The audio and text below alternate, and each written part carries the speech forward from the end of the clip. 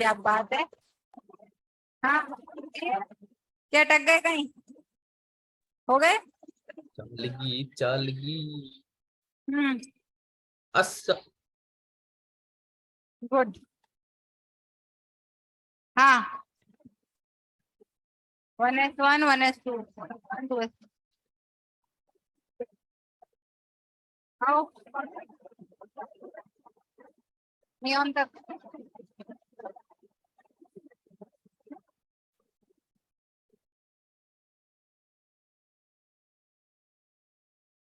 तो बोला जिस पेन से लिखे हुए उसे डिफरेंट पेन यूज करो। अरे वाह, अब और जस्टिफाई कर रहे हैं हम उसको। है।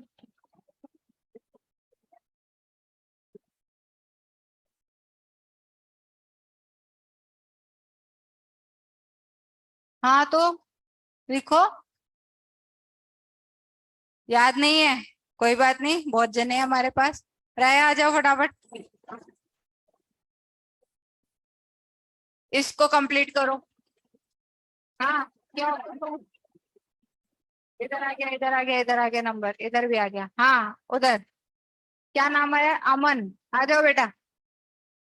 Sulphur to calcium. आजा आजा। तो सब बराबर है। तुझे फिर यूं ना लगे कि मैडम ने मुझे तो बोला ही नहीं कुछ भी। आजा आजा। नहीं आता? क्यों? बहुत दिन से पढ़ा नहीं। इलेक्ट्रॉनिक कॉन्फ़िगरेशन 20 तक का।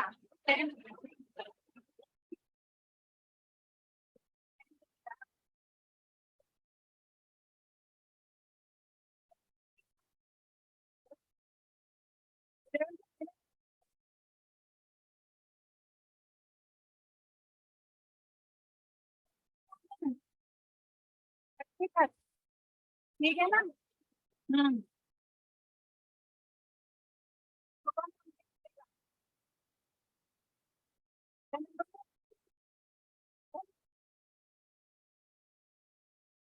वो चल मेरे मन की बोल। तो बोला वापस खाली छोड़ देगा। देखा।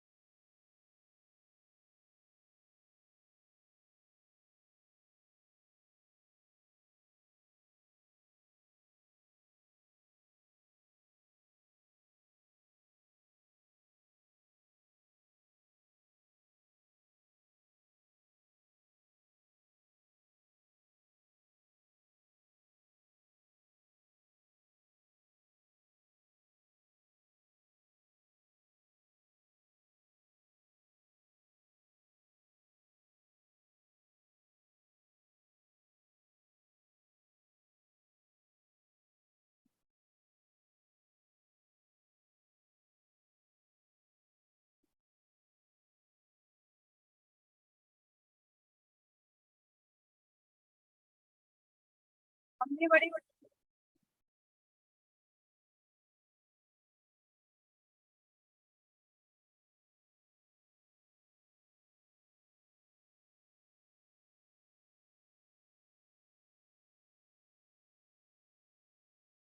गलतियां सबको अलाउड है। अपने लेवल पे मिस्टेक करो। ठीक है कि ये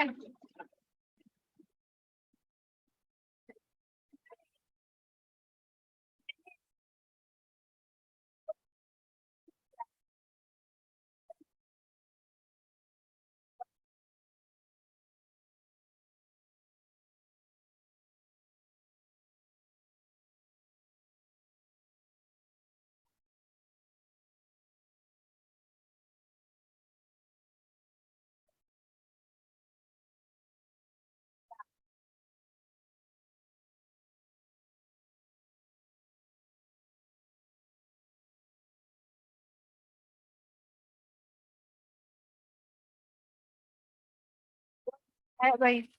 अब यहाँ से मैडम को करवा नहीं है।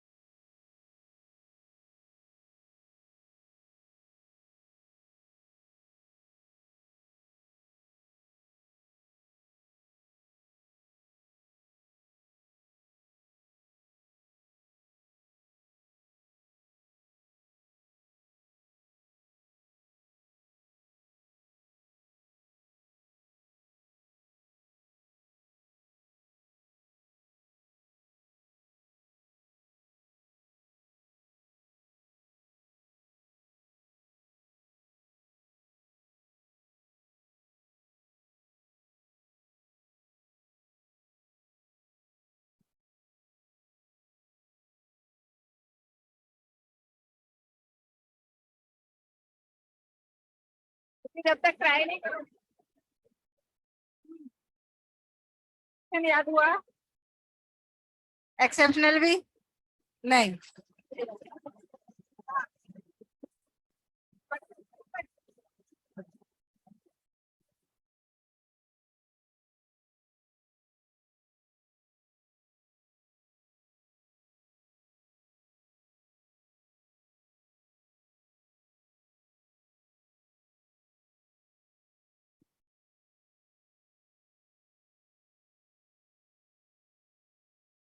हाँ बच्चे,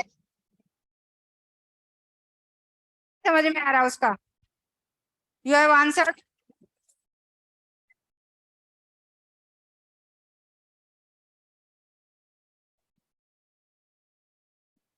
जब तक पीठ पे पड़ी नहीं है तब तक सही है।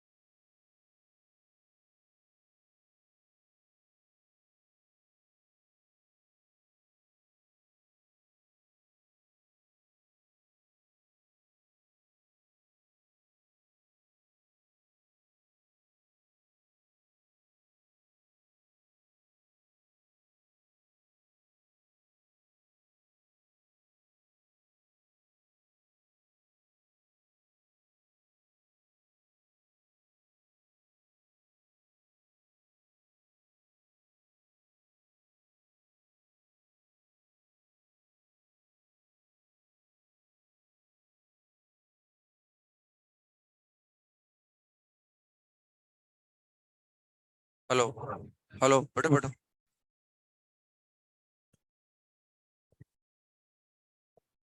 हेलो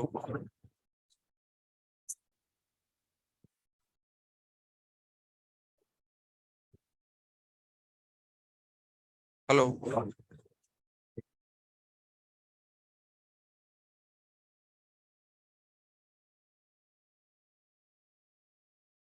हेलो हेलो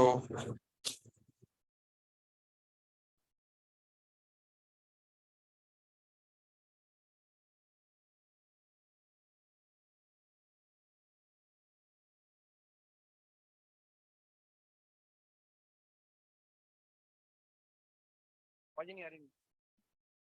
मैं चेक करके आया था, डेट लगा के आया था, नहीं बन।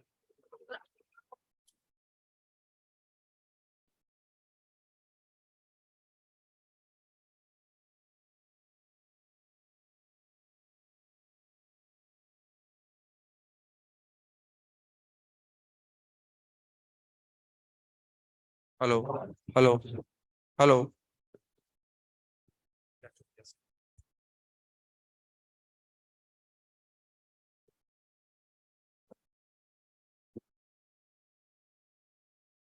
तो डीबीबी नंबर 13 है ना?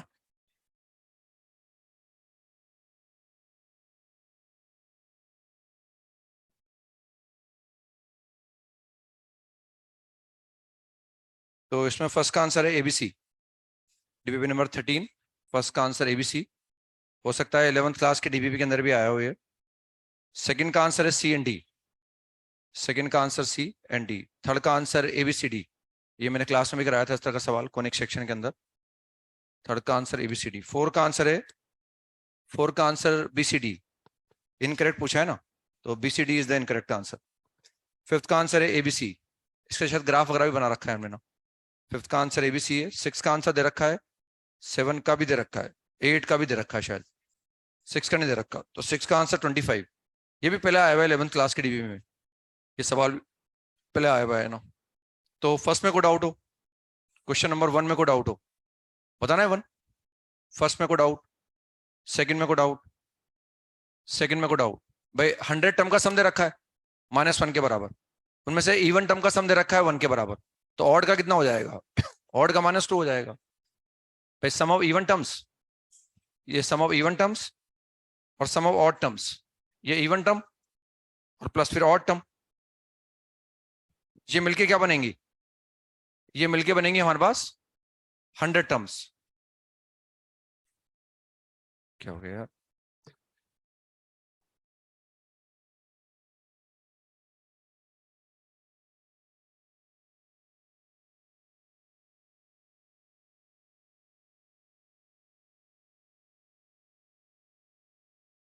तो 100 टर्म बन जाएंगे ना, 50 आएंगे इवन, 50 आएंगे ऑड।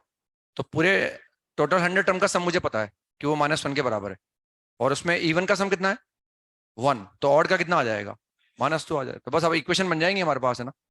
एन तो पता ही है हमें, एन बराबर 50 50 रहेगा, और फर्स्ट सम ए होगी, कॉमन डिफरेंस डी होगा। तो ए और डी में 2 इक्वेशन आ जाएंगी, उनको सोल्व करके मैं ए और डी निकाल लूंगा ना। आसान है मेरे हिसाब से, तो हो गया होगा अब तक तो मेरे हिसाब से। इस लेवल पे आने के बाद तो हो गया होगा, कोई दिक्कत नहीं आई होगी। तो इसमें आ गए हम नेक्स्ट क्वेश्चन नंबर 3 पर आ गए हम। क्वेश्चन नंबर 3 में कोई डाउट हो चल जाए यार। क्वेश्चन नंबर 3 में कोई डाउट, 3 के बाद 4 में कोई डाउट। वो डायग्राम बना लो x² इंटू ई की पावर x का, बनवा रखा है मैंने शायद आपसे, है ना। ये x² इंटू किसका बनवाया था? x² इंटू ई की पावर -x का डायग्राम बना लो आप। तो एक तो -2 पर डेरिवेटिव 0 आ जाता है, तो डायग्राम ऐसा बन जाता है उसका, एक टेंजेंट या हॉरिजॉन्टल आती है और डायग्राम बनता है इस तरह से। ये ऐसे डायग्राम बनेगा उसका नाम, ऐसे डायग्राम बन जाएगा। तो और हम चाहते हैं 4 सॉल्यूशन आए, कभी 2 सॉल्यूशन आए, बताना है डायग्राम बना के। इसके बाद नेक्स्ट हम आ गए क्वेश्चन नंबर 6 पर। 6 में कोई डाउट हो? 6 में भी ये बहुत टफ सवालों की कैटेगरी में आता है वैसे ये, लेकिन मेरे हिसाब से अब तक आ चुका हमारे सामने। तो अदरवाइज जो है, जब भी पहली बार करते हैं, हम खुद ने भी किया था तो काफी टाइम लगा था सोचने में सवाल को। तो इसमें ये रखा है, एक सर्कल है जो रेक्टेंगल की साइड ए बी और एडी को टच करता है, और वो वर्टेक्स सी से पास होता है, ये जानकारी हमारे पास है। तो पहले सर्कल का डायग्राम बना लो। and circle is touching the side AB and AD of the rectangle ABCD. तो ये मैंने मान लिया AB है और ये हमने मान लिया कि AD है, एंड इसको मैंने A मान लिया, and passing through the vertex C, तो वर्टेक्स C से उसको पास करा दो, तो ये वर्टेक्स C से पास हो जाएगा।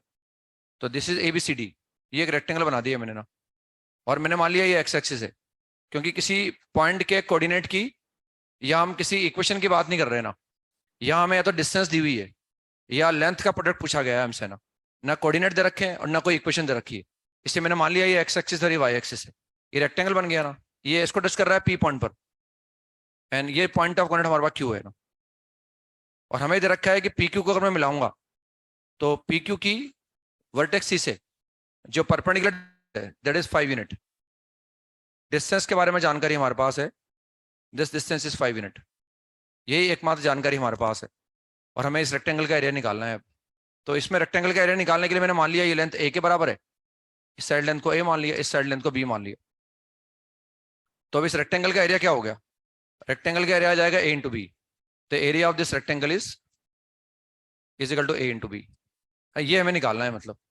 तो इसमें अब हम ये देख सकते हैं कि एक तो हमारे पास डिस्टेंस है, तो कहीं ना कहीं इस लेंथ का यूज कर लेंगे अपन, और हम देखते हैं हम क्या क्या इंट्रोड्यूस करते हैं। A और B मुझे चाहिए A इंटू बी, तो अगर ये पॉइंट ऑफ कॉन्टेक्ट है तो ये टेंजेंट है, तो यहाँ से पॉइंट ऑफ कॉन्टेक्ट से टेंजेंट के परपेंडिकुलर लाइन ड्रॉ कर दो आप, तो ये सेंटर से पास होगी, इसका मतलब ऐसे ये पॉइंट ऑफ कॉन्टेक्ट है, यहाँ से अगर मैं टेंजेंट के परपेंडिकुलर एक लाइन ड्रॉ करूंगा तो ये भी सेंटर से पास होगी, इसका मतलब यही इस सर्कल का सेंटर है ना, और ये तो सर्कल का सेंटर हो गया, ये इस सर्कल की रेडियस हो गई और ये भी इस सर्कल की रेडियस हो गई, तो मैंने मान लिया रेडियस इसकी R है हमारे पास, और ये एक्स एक्सिस मान रखा है वो वाई एक्सिस, तो सेंटर क्या हो जाएगा R को R आ जाएगा ना, और C के कोऑर्डिनेट क्या आ गए, C के कोऑर्डिनेट आ गए A, B, क्योंकि वो A और वो B है ना। बस हमें ये डिस्टेंस दे रखी है, हम इस डिस्टेंस को निकाल सकते हैं एक तो, कि ये जो डिस्टेंस हमारे पास है बेसिकली ये भी R के बराबर है, क्योंकि ये सेंटर है, ये सर्कमफ्रेंस पर है, तो ये डिस्टेंस R आ जाएगी। तो एक तो हमने ये फॉर्मूला लगा दिया A माइनस R और प्लस B माइनस R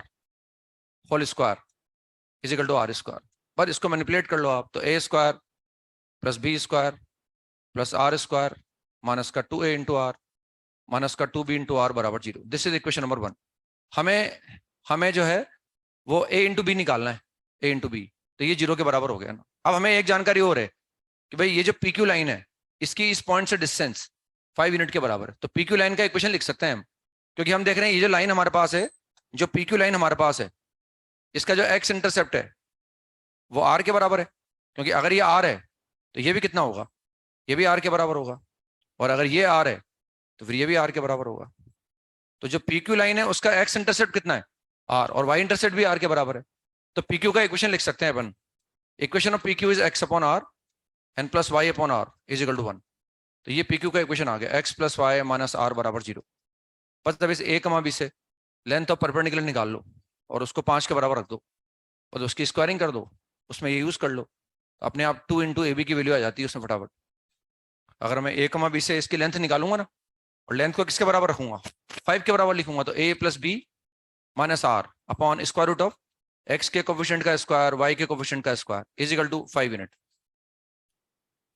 पर इसमें स्क्वायरिंग कर दो आप, स्क्वायरिंग करने पर इसमें 6 टर्म आएंगे, देखो आप, उसमें एक 2A भी एक्स्ट्रा आएगा, बाकी 5 टर्म ये वाली होंगी, तो उन 5 टर्म का सम तो 0 आ जाएगा, और 2AB बराबर कितना आ जाएगा, 50 आ जाएगा ना, तो AB बराबर 25 आ जाएगा।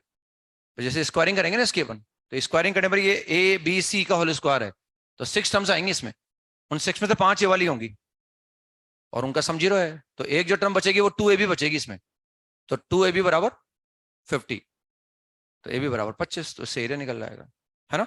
इसके बाद नेक्स्ट हम आ गए क्वेश्चन नंबर 7 पर आ गए। 7 में कोई डाउट हो? 7 में ये शायद हमने बताया था स्ट्रेट लाइन के अंदर आपको कि अगर हम चाहते हैं कि भाई कोई पॉइंट इस तरह से मूव कर रहा है, इलिप्स में ही बताया होगा फिर ये कि कोई पॉइंट अगर इस तरह से मूव करता है कि उसकी 2 फिक्स पॉइंट से डिस्टेंस का सम हम चाहते हैं कम से कम आए, या डिस्टेंस का सम कांस्टेंट है, तो लोकस उसका एक लाइन सेगमेंट भी आता है या एलिप्स आता है, डिपेंडिंग अपॉन कि वो जो कांस्टेंट है या तो फिक्स पॉइंट की बीच की डिस्टेंस से ज्यादा हो, और अगर फिक्स पॉइंट की बीच की डिस्टेंस के बराबर होगा तो लाइन सेगमेंट आएगा, और अगर फिक्स पॉइंट की बीच की डिस्टेंस से कम है तो नो लोकस, फिर कोई लोकस नहीं आता।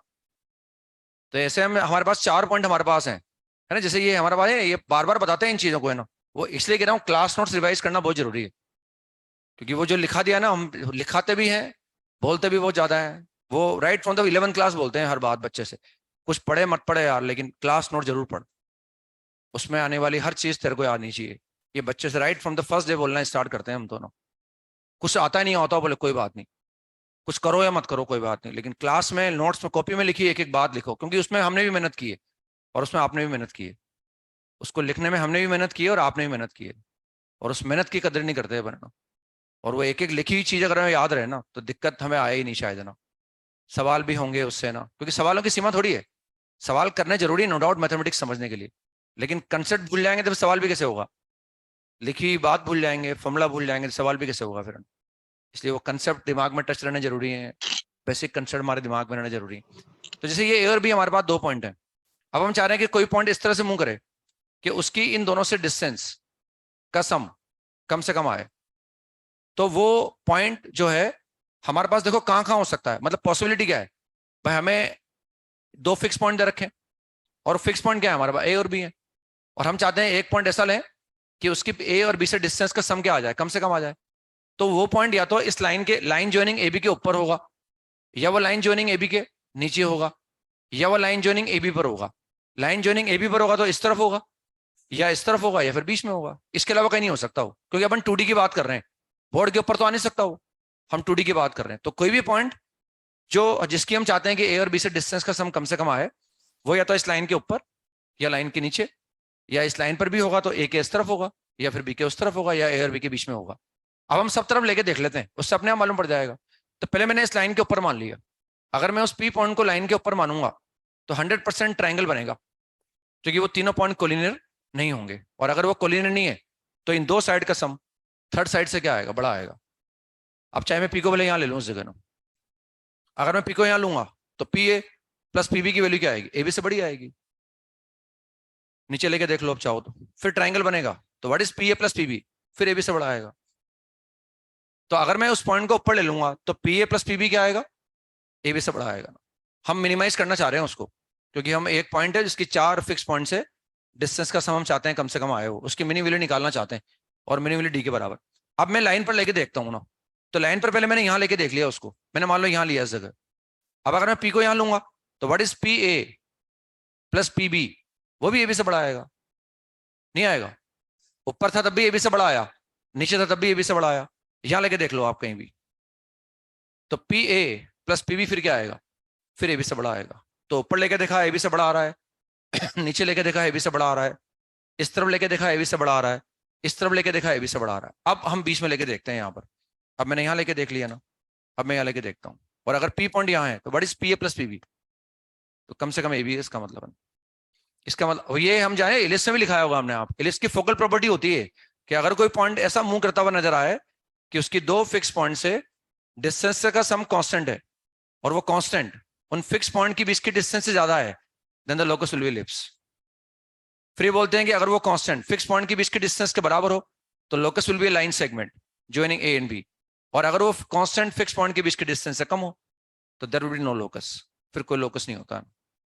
ऐसे हाइपरबोला के अंदर भी होता है, हाइपरबोला में डिफरेंस कांस्टेंट होता है ना, ये सब लिखा रखा है हमने आपको, इस सेट लाइन के अंदर भी हो सकता है कहीं लिखाया हो आपको ना पहले, फिर बाद में लिस्ट में भी लिखाया हो ना, आगे और जरूरत पड़ेगी इसकी अपने पास।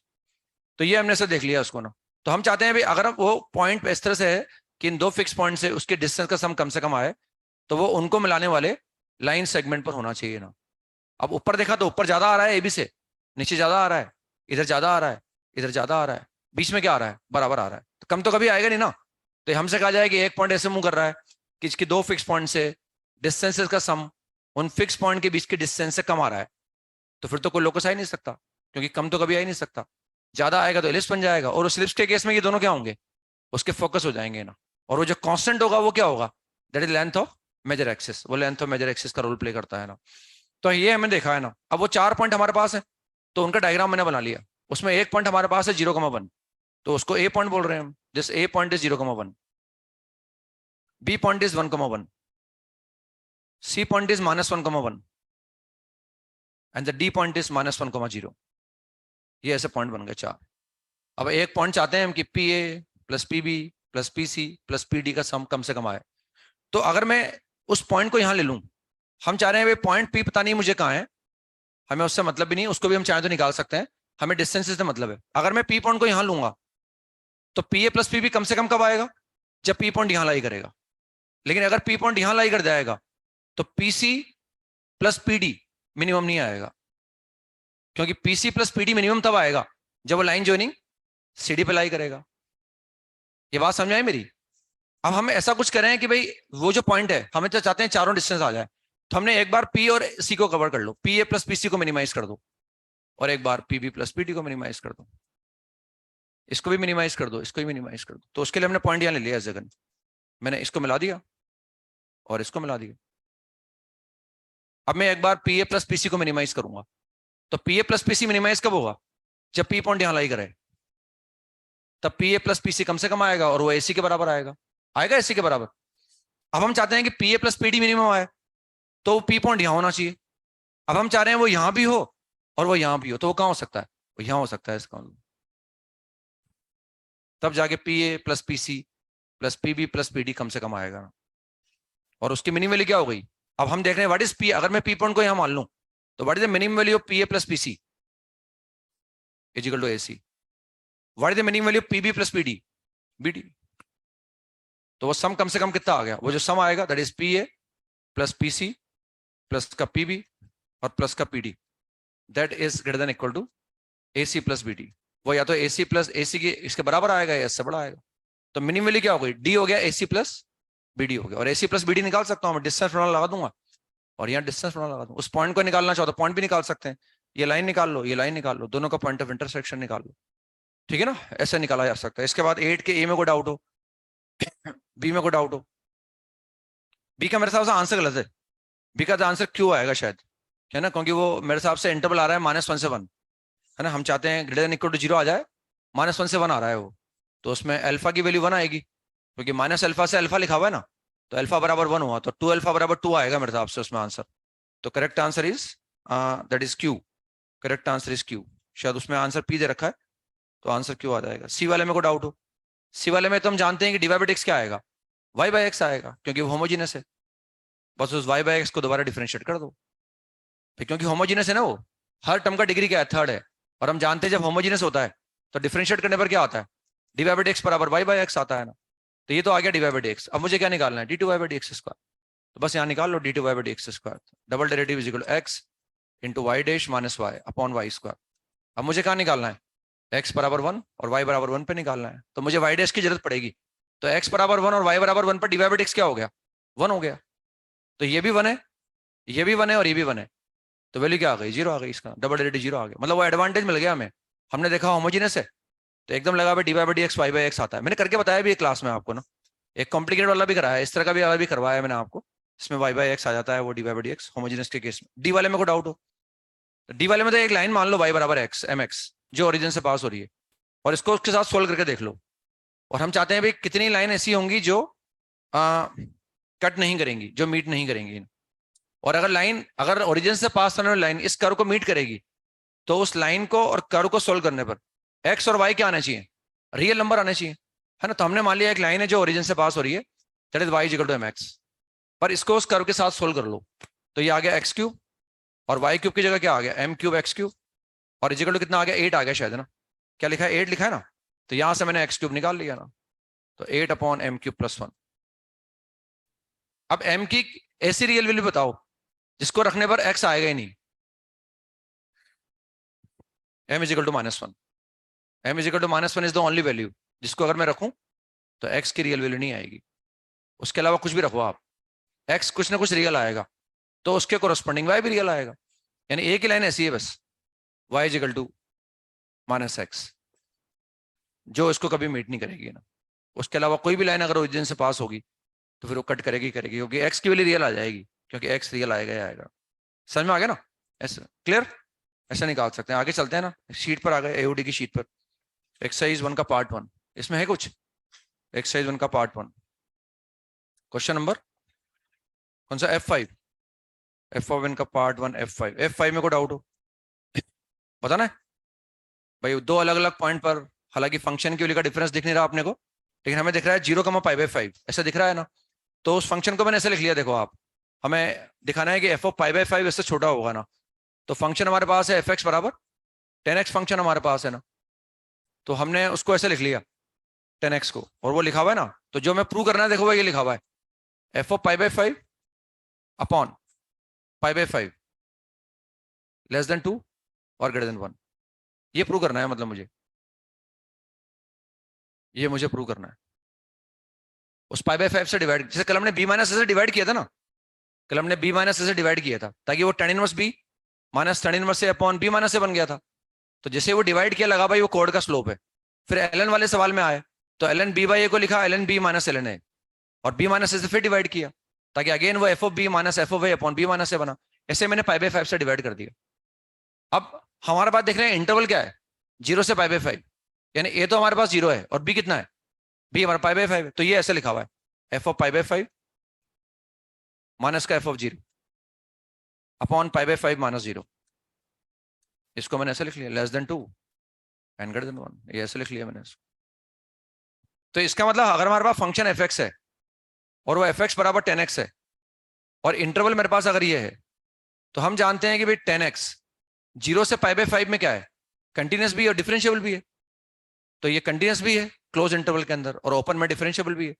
इसका मतलब 0 से पाई बाई 5 में कम से कम एक सी ऐसा आएगा जहां टेंजेंट का स्लोप कोड के स्लोप के बराबर होगा।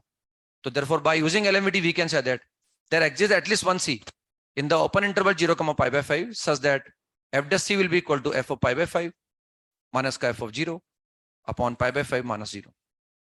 बस अब LMVT का काम खत्म हो गया। LMVT का रोल ये था कि भाई ये हमने दिखा दिया कि this will be equal to f dash c, ये f dash c के बराबर। आगे समझ में, ये LMVT का रोल है। बार बार 3 बार कर चुके अपने सवाल, कल भी हमने 2 बार देखा था ना। थोड़ा सा यहाँ सोचना पड़ा बस ये है कि वो हमें पाई बाई 5 से डिवाइड करना पड़ा, जैसे कल हमने b माइनस से डिवाइड किया था ना, तो यहाँ पाई बाई 5 से डिवाइड करना पड़ता ताकि वो f of b minus f of a upon b minus से बन जाए। तो इसको लिख सकता हूँ मैं f dash c। अब मुझे दिखाना है, ये तो मैंने LMVT का यूज करके दिखा दिया, अब मुझे अतिरिक्त प्रयास करना होगा ये दिखाने के लिए कि f dash c 2 से छोटा है और 1 से बड़ा है। उसमें c क्या है, c is any number between 0 pi by 5। कम से कम कोई एक नंबर तो ऐसा होगा जहां इस टेंजेंट का स्लोप और कोड का स्लोप बराबर आएगा, पर उसको दिखा सकते हैं हम। अब f dash c का मतलब है क्या, देखो आप, f dash c का मतलब क्या है, sec स्क्वायर x है। हम जानते हैं f dash x का मतलब क्या हो गया, sec स्क्वायर x हो गया। और f dash c का मतलब क्या हो गया, f dash c का मतलब हो गया sec स्क्वायर ऑफ c हो गया। तो मुझे दिखाना है कि अगर c 0 से पाई बाई 5 में, तो sec स्क्वायर c की वैल्यू 1 से बड़ी होगी और 2 से छोटी होगी। तो ये तो क्लियर है कि 1 से बड़ी होगी, क्योंकि हम जानते हैं ये या तो 1 के बराबर होता है या 1 से बड़ा होता है। लेकिन 1 कब आएगा, 0 पर, तो c तो 0 से बड़ा है, तो ये तो 1 से। अब हमें दिखाना है 2 से छोटा होगा। तो देखो sec स्क्वायर को अगर मैं देखूंगा ना ध्यान से, तो हम ये देखें कि भाई sec स्क्वायर इसकी जो वैल्यू है वो 2 कब आएगी, देखो आप, चलो 0 पे तो वो आ गई है ना भाई। अगर c सेंट्रल में तो ये बोल देंगे 1 से बड़ा है, हमें दिखाना है 2 से छोटा है। ये दिखाना है हमें जो f dash c है वो 2 से छोटा है। ये हम ऐसे दिखा सकते हैं कि भाई c पाई बाई 5 से छोटा है ना। तो इसकी वैल्यू 2 कब आएगी, पाई बाई 4 पर आएगी। तो हम बोल रहे हैं कि जैसे मैं c पर, अगर मैं c को पाई बाई 4 लेता तो एग्जैक्टली पाई बाई 4 पर क्या आता, 2 आता, और पाई बाई 4 के बाद ये 2 से बड़ा आता, पाई बाई 4 के बाद ये 2 से बड़ा आता। ये बात समझ रहे हैं। तो हम देख रहे हैं हमारा c जो है वो अगर पाई बाई 5 से छोटा है तो वो पाई बाई 4 से भी छोटा है। मैं ऐसा बोल सकता हूं कि since c is less than pi by 5 and greater then 0, it implies c is less than pi by 4 and greater then 0। भाई अगर वो इससे छोटा है तो इससे छोटा होगा ना। पाई बाई 5 का कितना हो गया, 36 डिग्री हो गया ना, पाई बाई 5 का मतलब 36 डिग्री, तो ये 45 डिग्री से भी छोटा होगा। अगर वो वैल्यू 36 डिग्री से छोटी है तो 45 से भी छोटी हो। और अगर c सेंट्रल में है तो sec स्क्वायर क्या होगा, इंक्रीजिंग होता है, हम जानते हैं sec स्क्वायर। तो इसका मतलब है हम बोल सकते हैं कि sec square c will be less then 2 and greater than 1। नहीं हुआ क्लियर, आगे समझ में। बस ये जो f dash c है यही f dash c है, और ये हमें दिखाना था f dash c ऐसा है, तो दिखा रही है कि भाई f dash c की 2 से कम आएगी और उससे बड़ी आएगी। हो गया क्लियर, ऐसे निकाल। इसके बाद नेक्स्ट पार्ट 2 में आ गए ना, पार्ट 2 में क्वेश्चन नंबर F5, पार्ट 2 के F5 में कोई डाउट हो, पार्ट 2 के F5 में कोई डाउट हो गया। इसके बाद नेक्स्ट पार्ट 3 का क्वेश्चन नंबर F2 में कोई डाउट हो। F2 में तो ऑब्जर्व भी कर सकते हैं अपन, क्योंकि दोनों बाइजेक्टिव हैं, मतलब 1 1 on 2 है, और 1 1 on 2 का मतलब एक इंक्रीजिंग दे रखा है, एक डिक्रीजिंग दे रखा है। ये कैसे मालूम पड़ा हमें, वो वैल्यू से मालूम पड़ा हमें, क्योंकि हमें दे रखा है कि जो F का डोमेन है दोनों का डोमेन 1 से 2 है ना, दोनों का डोमेन 1 से 2 है, तो ये मैंने डोमेन मान लिया 1 से 2 है। इसमें एफ की रेंज हमारे पास है 1 से 4, 1 से 4, ये एफ की रेंज है ना। अब अगर एफ 1 1 है हमारे पास है, 1 से 2 बोल रहा हूँ ना मैं, ये 1 से 2 डोमेन हमारे पास है और एफ की रेंज हमारे पास 1 से 4 है, उसको रेंज ही बोल रहे हैं हम, हालांकि कोडोमेन होता है लेकिन रेंज है क्योंकि वो बाइजेक्टिव है।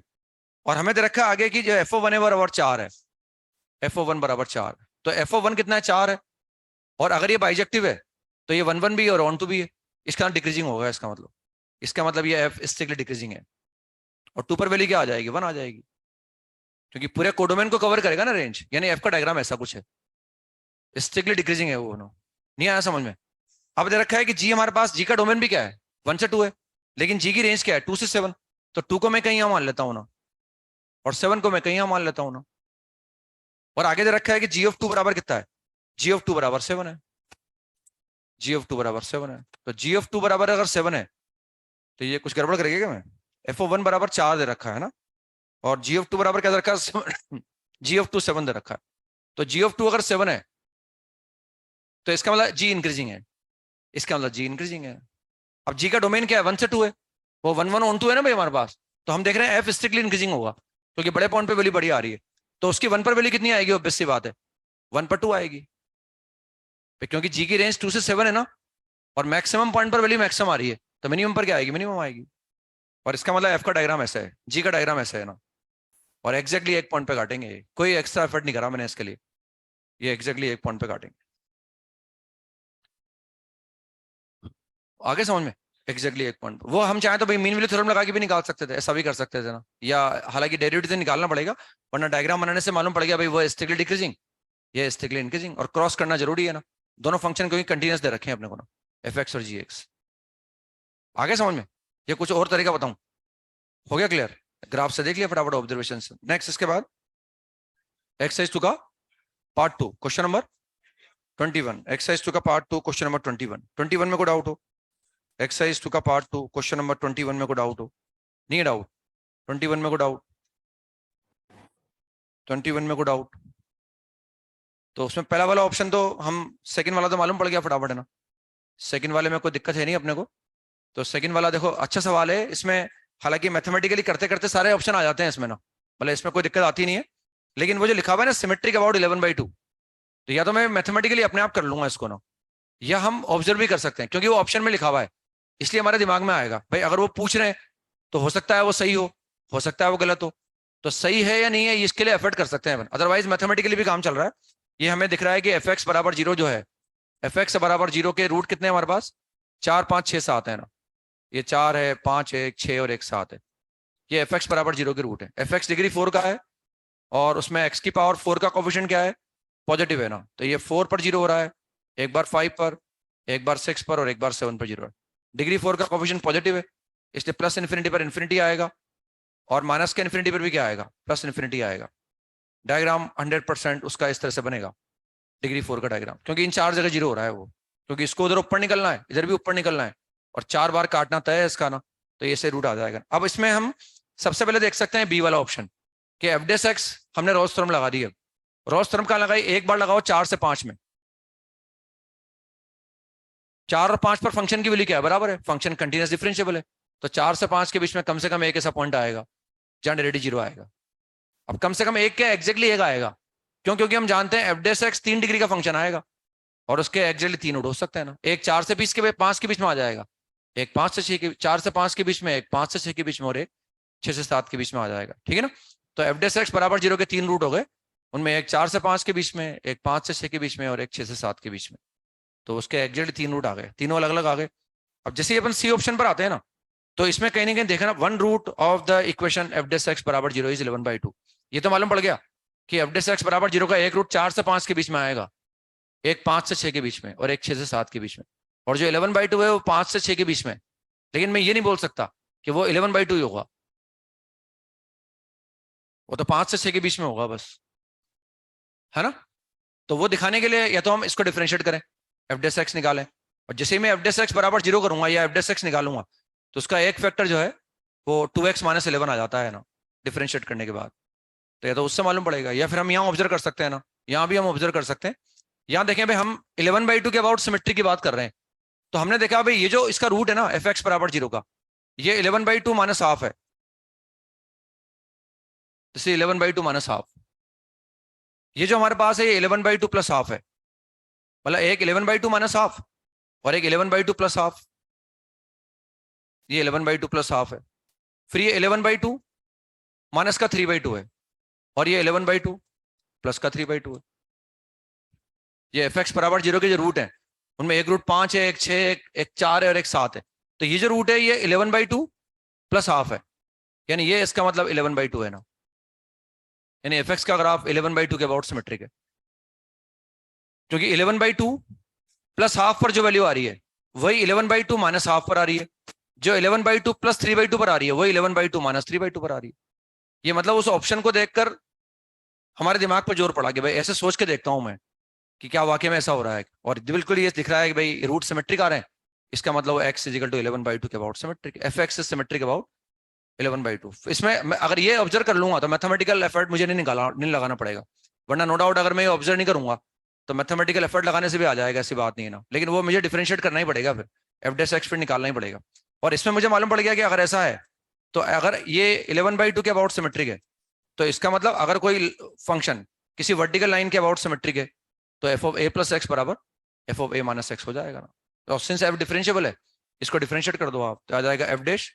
अच्छा सवाल है, मतलब ये जो मैं लॉजिक बता रहा हूँ ना आपको ये बेहतरीन लॉजिक है ना, और ये हमने ऑप्शन देख के ऑब्जर्व किया है, नो डाउट उन्होंने पूछा है इससे हमारे दिमाग में आया कि हाँ भाई अगर ये सिमेट्रिक होगा तो इसका मतलब ऐसा कुछ होगा इसमें कि उसके अबाउट उधर जो वैल्यू आ रही है उधर वो वैल्यू आनी चाहिए, तो ये सोच के देखा फिर हमने ना, और ये कितना आ गया माइनस एक्स आ गया ऐसे, ये डिफरेंशिएट करने पर आ गया हमारे पास, पर इसको इंटरचेंज कर दो आप तो ये आ गया एफ डैश 11/2 प्लस एक्स और plus F dash 11/2 minus x बराबर 0 आ गया ना। अब इसमें एक्स बराबर 0 रख दो बस, और जिसे इसमें एक्स बराबर 0 लिखेंगे एफ डैश 11/2 इजिकल टू 0, तो उससे जो है हमें मालूम पड़ गया कि C option is the correct answer, हमें डिफरेंशिएट नहीं करना पड़ा है ना। अब वो बोल रहे हैं कि F double dash x is symmetric about x बराबर 11/2, तो या तो एफ डबल डैश एक्स निकालो फिर उस एफ डबल डैश एक्स में देखो कि क्या वो 11/2 के अबाउट सिमेट्रिक है, ये यहीं से मालूम पड़ जाएगा, इसको एक बार और डिफरेंशिएट कर दो। ये तो एफ डैश आया ना हमारे पास अभी, ये तो एफ डैश आया है ना, ये एफ डैश आया और ये एफ डैश आ गया, एफ डैश 11/2 कितना आ गया 0 आ गया, एफ डैश 11/2 बराबर 0 आ गया, इसमें एक्स बराबर 0 रख दिया बस हम, पर इसको एक बार और डिफरेंशिएट कर दो, और इसको अगर मैं डिफरेंशिएट करूंगा तो F dash double dash 11/2 plus x फिर आ जाएगा minus F double dash 11/2 minus x बराबर 0 आ गया, और बराबर 0 है तो इसका मतलब ये बराबर हो गए, और अगर ये बराबर है तो इसका मतलब clearly f double dash is symmetric about x is equal to 11/2, वो 11/2 के अबाउट सिमेट्रिक हो गया। तो ये तीनों ऑप्शन उस ऑब्जर्वेशन से काम चल गए, और हम ये भी देख सकते हैं कि इसमें अगर मैं निकाल 11/2 के अबाउट सिमेट्रिक आ गया है तो एफ डैश एक्स कितनी जगह 0 हो रहा है, एफ डैश एक्स 3 जगह, तो उन तीनों जगह एफ डैश एक्स में फिर रोल्स थ्योरम लगा लो तो उससे एफ डबल डैश से कितनी बार 0 होगा 2 बार, तो पहला ऑप्शन गलत हो गया इसलिए, इसलिए ए ऑप्शन इज इनकरेक्ट। आगे समझ में, तो ऐसे ऑब्जर्व करिए। और कौन सा है 24 में को डाउट हो, 24 में को डाउट पता ना, 24 के बाद part 4 question number math the column third, math the column third के ए में को डाउट हो, बी में को डाउट हो, बी में तो डिफाइन कर लो उसको बस ना, कंटिन्यूस आ रहा है डिसकंटिन्यूस आ रहा है वो ना, तो उसमें देख लिया भाई अगर एक्स 1 से छोटा है, अगर एक्स 1 से छोटा है लेकिन हाफ के बराबर हाफ से बड़ा है तो एल एन एक्स नेगेटिव हो गया, यानी सिग्नम के अंदर जो है वो नेगेटिव हो गया, तो वैल्यू आ गई -1। फिर जब एक्स बराबर 1 लिया तो सिग्नम के अंदर जो है वो 0 हो गया, और जैसे ही मैंने एक्स को 1 के बराबर 1 से बढ़ा लिया और लेस देन इक्वल टू 3/2 तो सिग्नम के अंदर वाली क्वांटिटी पॉजिटिव हो गई तो +1 हो गया, ये एफ एक्स आ गया। अभी तो डिसकंटिन्यूस है तो मतलब एलएमवीटी के रेस्ट्रिक्शन फॉलो नहीं कर रहा हो और रोल्स थ्योरम के भी रेस्ट्रिक्शन फॉलो नहीं कर रहा, डिफाइन कर लिया ना। सी वाले में को डाउट हो, बाउंड्री पॉइंट पे वैल्यू बराबर भी नहीं आ रही और डिफरेंशिएबल भी नहीं आएगा ना, ऐसे डी में को डाउट हो वो 0 पर डिफरेंशिएबल नहीं आएगा, बाउंड्री पॉइंट पे वैल्यू भी बराबर आएगी 0 पर कंटिन्यूस भी आएगा लेकिन वो डिफरेंशिएबल नहीं होगा एक्स बराबर 0 पर ना। और कोई, बस आगे चलते हैं फिर हम, तो मैंने एक सवाल दे रखा है करने के लिए आपको, उसमें जो है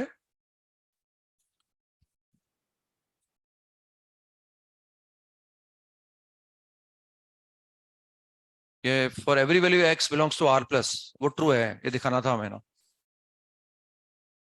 तो ln 1 + x less than x and greater than x upon x plus 1, ये हमें दिखाना था ना। And this is true for every value x belongs to R plus, के लिए ट्रू है ना। तो वही हमें कहीं ना कहीं एलिमिटी लगा रहे हैं, या हमें सिर्फ प्रूव करने के लिए अगर आएगा तो ऐसा भी कर सकते थे हम, वो भी लगा सकते थे कि भाई एक फंक्शन इसको इंटरचेंज कर लो और एक फंक्शन एफ एक्स मान लो, दिखा दो कि वो नेगेटिव है, फिर इसको इधर इंटरचेंज कर लो, उसको जी एक्स मान लो, वो भी दिखा दो नेगेटिव। तो वो भी एफर्ट कर सकते थे हम, सिर्फ हमें प्रूव करना होता तो कोई और तरीका लगा सकते हैं, इसका ग्राफ बना लो, उसका ग्राफ बना लो, उसका ग्राफ बना लो, ये दिखा दो सबसे ऊंचा उसका ग्राफ होगा, वो भी कर सकते थे। एलएमबीटी लगा के भी दिखा सकते हैं, या उन्होंने बोल रखा है क्योंकि अपन एलएमबीटी यूज करना सीख रहे हैं, इसलिए उन्होंने बोल रखा है बाय यूजिंग एलएमबीटी ये प्रूव करो कि ये एक्स की हर पॉजिटिव वैल्यू के लिए ट्रू आएगा। तो बस इसमें फंक्शन कंसिडर करना पड़ेगा अपने को ना। और एलएमबीटी में बस हम यही कर पाते हैं कि कॉर्ड का स्लोप टेंजेंट के स्लोप के बराबर दिखा पाते हैं, और उसमें कॉर्ड का स्लोप क्रिएट करने के लिए f of b minus f of a upon b minus a मुझे चाहिए होता है ना। यहाँ ऐसा कुछ दिख नहीं रहा मुझे, तो सबसे पहले मैं क्या करता हूँ, एक तो एक्स से डिवाइड कर देता हूँ, पहले मैंने एक्स से डिवाइड कर दिया, तो एक्स से डिवाइड करने पर ये आ गया ln ऑफ 1 प्लस एक्स, यहाँ आ जाएगा एक्स, यहाँ आएगा 1 और यहाँ आएगा 1 अपॉन एक्स प्लस 1। अब इसमें हम देख रहे हैं कि भाई ये एफ एक्स है हमारे पास, क्योंकि नीचे एक्स है ना हमारे पास, बेसिकली एक्स माइनस 0 है हमारे पास, नीचे कुछ है नहीं मेरे पास।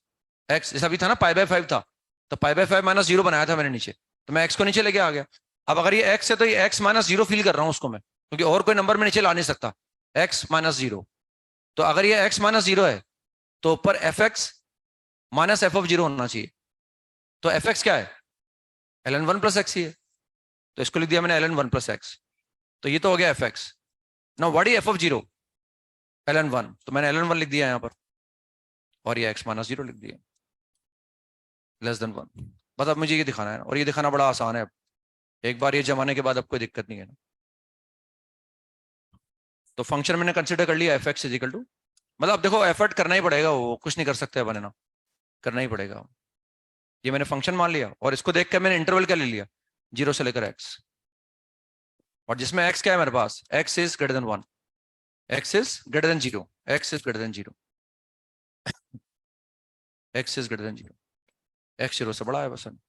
अब x को चाहो तो बहुत छोटा ले लो, 0 के जिस नजदीक ले लो, आप कैसे भी ले लो, आप चाहो तो कैसे भी करके बस इसमें लगा दो। अब ये इस एलएमबीटी को फॉलो कर रहा है, कंटिन्यूस है, ये क्लोज इंटरवल में कंटिन्यूस है, ओपन में डिफरेंशिएबल होगा, हेंस 0 से x के बीच में कम से कम एक सी ऐसा आएगा जहाँ टेंजेंट का स्लोप कोड का स्लोप बराबर होगा, तो निकाल सकते हैं अपन। तो जिस एलएमबीटी लगा दी हमने, तो एफ डेस सी बराबर कितना आ गया, this is F of x minus का एफ ऑफ 0, और अपॉन कितना आ जाएगा, x माइनस 0 आ जाएगा।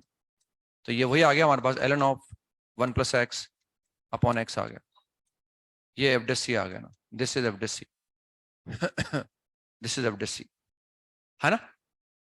अब ये दिखाना है बस हमें कि एफ डेस सी जो है 1 से छोटा है और इससे बड़ा है ना, ये दिखाना है। नाउ 1 को प्रूव करने का मतलब है कि we have to show that f dash c will be less than 1 and less than greater than 1 upon 1 plus x. अब देख सकते हैं भाई, अगर फंक्शन हमारे पास ये है तो ये तो एफ डेस सी का मतलब क्या है, देख सकते हैं what is the meaning of f dash c, 1 upon 1 plus c, क्योंकि एफ डेस एक्स कितना हो गया हमारे पास, एफ डेस एक्स तो ये हो गया ना, ये 1 अपॉन 1 प्लस एक्स हो गया। तो ये क्या है, एफ डेस सी का मतलब क्या हो गया, ये हो गया 1 अपॉन 1 प्लस सी हो गया ना, ये लिखा हुआ ये है, और ये क्या लिखा हुआ हमारे पास 1 अपॉन 1 प्लस एक्स लिखा हुआ। तो बेसिकली मुझे इस फंक्शन की वैल्यू एक बार सी पर निकालनी है, एक बार मुझे इस फंक्शन की वैल्यू 0 पर निकालनी है, और एक बार मुझे इस फंक्शन की वैल्यू x पर निकालनी है, जहां x क्या है 0 से बड़ा है। तो ये तो c है, और c क्या है 0 से x के बीच में है ना, 0 से x के बीच में। तो हमने डायग्राम बना लिया एफ डेस एक्स का, एफ डेस एक्स क्या है हमारे पास 1 अपॉन 1 प्लस एक्स, ये -1 पर ब्रेक होगा है ना, -1 पर एक वर्टिकल लाइन आ जाएगी। तो ये मैंने डायग्राम बना दिया, एफ डेस एक्स का डायग्राम बना दिया, f dash x is equal to 1 upon 1 plus x का डायग्राम बना दिया। या इसको यूं भी फिल करके लिख सकते थे अपन, चाहे तो यूं फिल करते तो ग्राफ वगैरह की जरूरत नहीं थी, इसको यूं फिल कर लो चाहो तो, फिर तो कोई दिक्कत नहीं है। अगर मैं यूं लिख के फिल कर लूंगा फिर तो मैं बोलूंगा सिंस सी एक्स से छोटा है लेकिन 0 से बड़ा है, मतलब तीनों तरफ 1 जोड़ दूंगा, फिर उसको उल्टा कर दूंगा तो आ जाएगा अपने आप। ये डायग्राम से दिखा दूंगा कि एफ डेस एक्स है वो डिक्रीजिंग है, और इसमें हम देख रहे हैं 0 हमारे पास यहाँ है, एक्स कोई वेरिएबल हमारे पास है, और सी हमेशा 0 से एक्स के बीच में, सबसे बड़ी वैल्यू कहाँ आएगी 0 पर। तो एफ डेस 0 सबसे छोटा बड़ा होगा, उससे छोटा होगा एफ डेस सी, और सबसे छोटा होगा एफ डेस एक्स। और अगर मैं ऐसे फिल कर लूंगा फिर तो कोई दिक्कत नहीं, ऐसे लिख लूंगा क्योंकि सी इसके बीच में है, तो यहाँ 1 जोड़ दो, यहाँ 1 जोड़ दो, यहाँ 1 जोड़ दो, फिर उसको उल्टा कर दो, उल्टा करते ही साइन चेंज हो जाएगा और ये आ जाएगा ना। मतलब सिर्फ वो एलएमवीटी का यूज करने के बाद दिक्कत नहीं है, फिर हम ऐसे कॉमन सेंस लगा के भी कर सकते हैं और फिर ये दिखा सकते हैं जो एफडेस एक्स आया है उसका डायग्राम वगैरह बना के भी दिखा सकते हैं अपन, ठीक है ना। ऐसे इसको दिखाया जा सकता है। लिखें नेक्स्ट सवाल लिखें।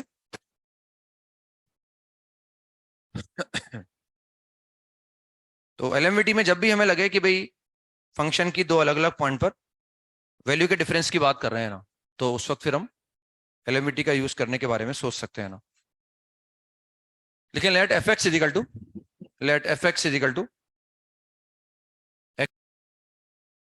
1 माइनस कितना आ रहा है एफ डैश इजिकल टू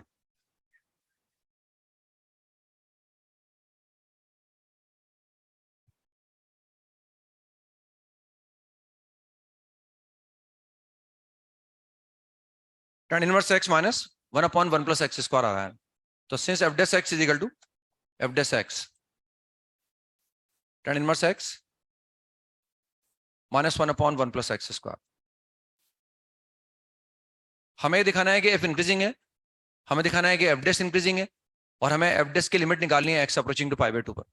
तो सबसे पहला काम तो ये कर लो, आप ये लिमिट निकाल लो, x approaching to pi by 2, f dash x की लिमिट निकाल ली मैंने ना, और वो लिमिट कितनी आ गई हमारे पास, लिमिट इजिकल टू लिमिट कितनी आ गई, लिमिट आ गई हमारे पास इन्फिनिटी पाई बाई 2, क्योंकि इन्फिनिटी पर ये पाई बाई 2 आएगा और ये 0 आ जाएगा, तो लिमिट इज पाई बाई 2। तो एक तो करेक्ट ऑप्शन आ गया हमारे पास, ठीक है ना। ऐसे कैलकुलेट करके निकाल लिया हमने।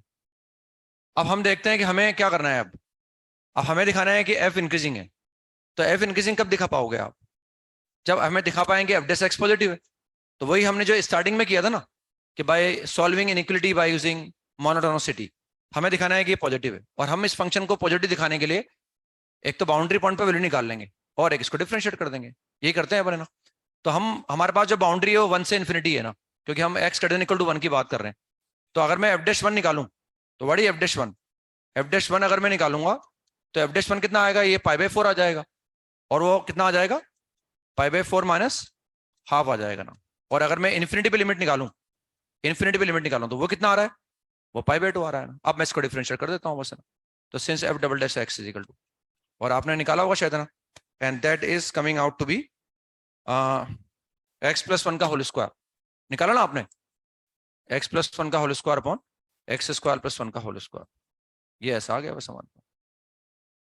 और ये ऑलवेज क्या है, पॉजिटिव। अगर x 1 के बराबर 1 से बड़ा है तो this is positive for every value x belongs to 1 से इन्फिनिटी।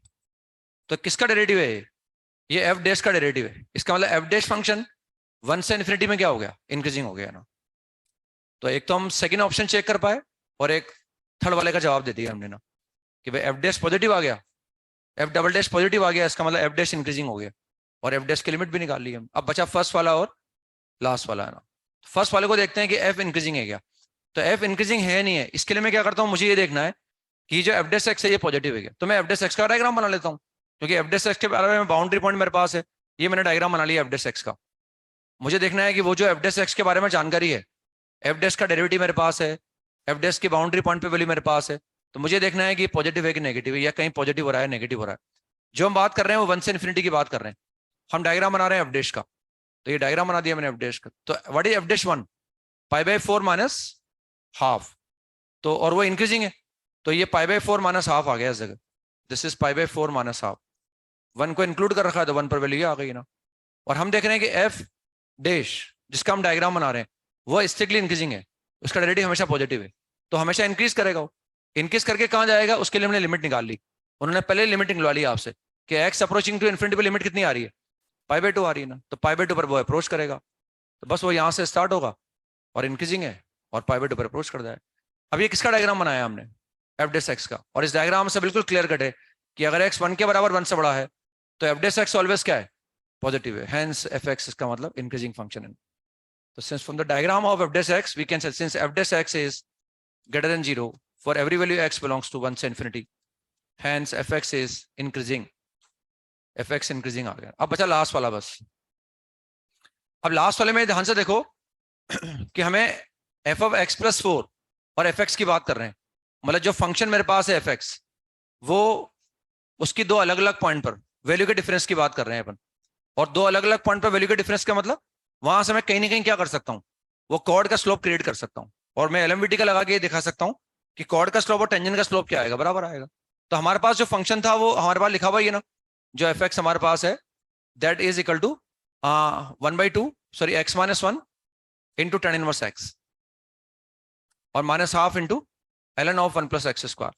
ये फंक्शन हमारे पास था, एक्स स्क्वायर था कि एक्स था भाई, ln 1 plus x half ln 1 plus x half into ln 1 plus x square था, तो ये स्क्वायर लगा देते हैं, ये स्क्वायर लगा। और हमारे पास अब ये दिखाना है कि जो एफ एक्स है ये एलएमवीटी को फॉलो कर रहा होगा, एलएमवीटी को फॉलो करेगा तभी दिखाऊंगा कॉर्ड का स्लोप। और कॉर्ड का स्लोप निकालने के लिए मुझे इस फंक्शन की वैल्यू एक बार एक्स पे निकालनी है और एक बार एक्स प्लस 4 पे निकालनी है। और जो भी हमारा एरिया ऑफ इंटरेस्ट है उसमें हमें जानकारी दे रखी है, जो भी एफ एक्स है, जो भी हमें प्रूव करना है, जो हमें चेक करना है, जो कैलकुलेट करना है, उसमें एक्स 1 के बराबर है 1 से बड़ा है। तो वो उस डिफरेंस को देखकर मैंने देखा कि मुझे इस फंक्शन की वैल्यू एक बार एक्स पे निकालनी है, एक बार एक्स प्लस 4 पे निकालनी है। तो इंटरवल मैंने बना लिया एक्स से लेकर एक्स प्लस 4 और यहां मैंने लिख दिया कि एक्स 1 के बराबर है या 1 से बड़ा है।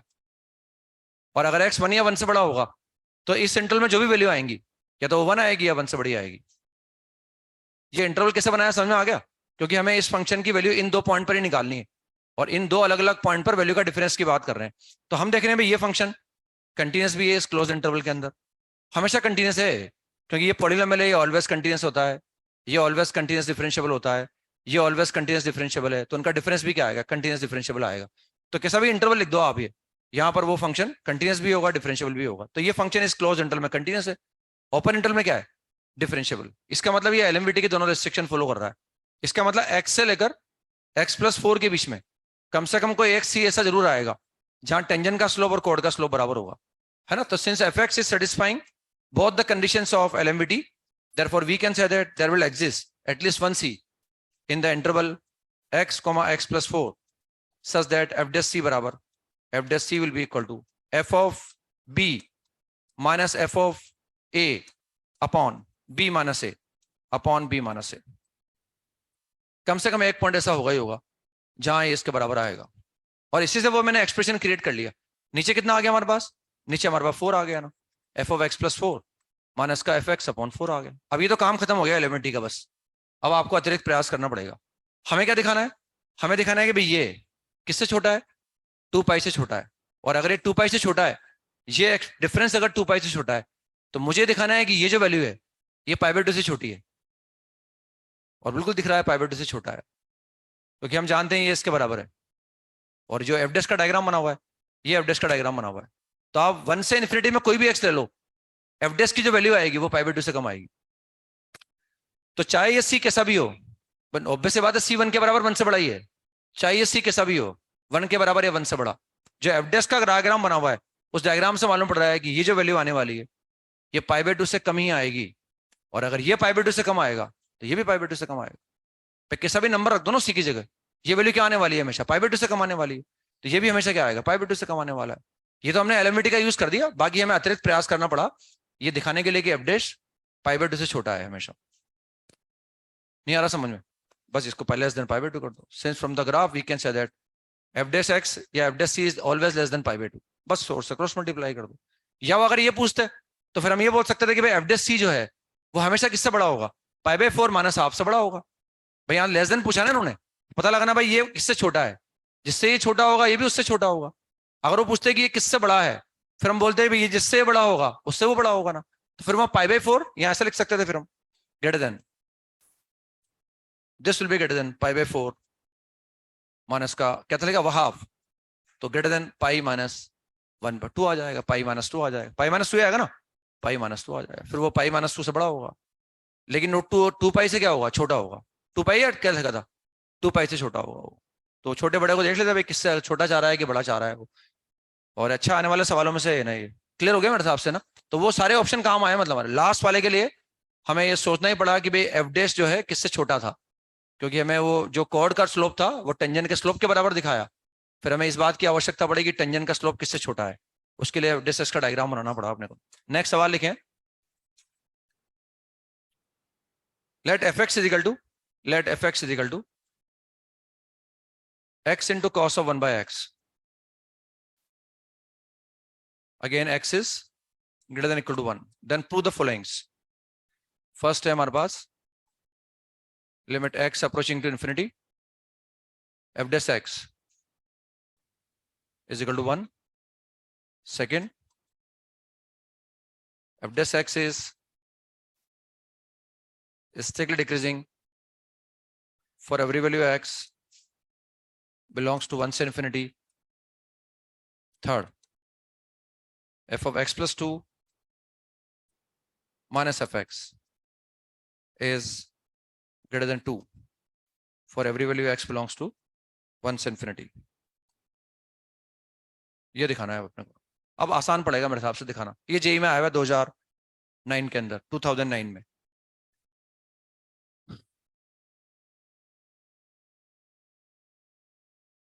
उसमें एक ऑप्शन और मौजूद था, उसमें था लेस देन 2. वो मल्टीपल चॉइस में था, मतलब है ना ये. उसमें एक ऑप्शन मौजूद था लेस देन 2. यहाँ ग्रेटर देन 2 लिखा हुआ है, वहाँ लेस देन 2 भी लिखा हुआ था कि this difference is less than 2. अब सीक्वेंशियली ये मतलब है ना, तो अगेन ये दिखते ही स्ट्राइक करा भाई कहीं ना कहीं एलएमबीटी लगाऊंगा मैं, और ये कॉर्ड का स्लोप टेंजेंट के स्लोप के बराबर आएगा. फिर मैं दिखाऊंगा टेंजेंट का स्लोप किस नंबर से बड़ा है. टेंजेंट का स्लोप जिससे बड़ा होगा, कॉर्ड का स्लोप भी उससे बड़ा होगा, है ना. इससे समझ में आ रहा, मतलब बात पकड़नी ही पहले, सवाल में करना क्या है. सवाल तो होता रहेगा, कोई बात नहीं हो तो भी चलेगा. मतलब वो किस बात को देखकर मैं स्ट्राइक करूं कि मुझे लगाना है, वो चीज मुझे पकड़नी है ना. रूट वगैरह पूछेंगे अगर वो किसी इक्वेशन के कि this equation has at least one real root, तो फिर हम रोल्स थ्योरम वगैरह लगाने की कोशिश करते हैं ना. और अगर किसी फंक्शन की दो अलग अलग पॉइंट पर वैल्यू के डिफरेंस के बारे में कहीं ना कहीं बात कर रहे हो, तो फिर हम जो है वो एलएमबीटी लगाने के बारे में सोचते हैं ना.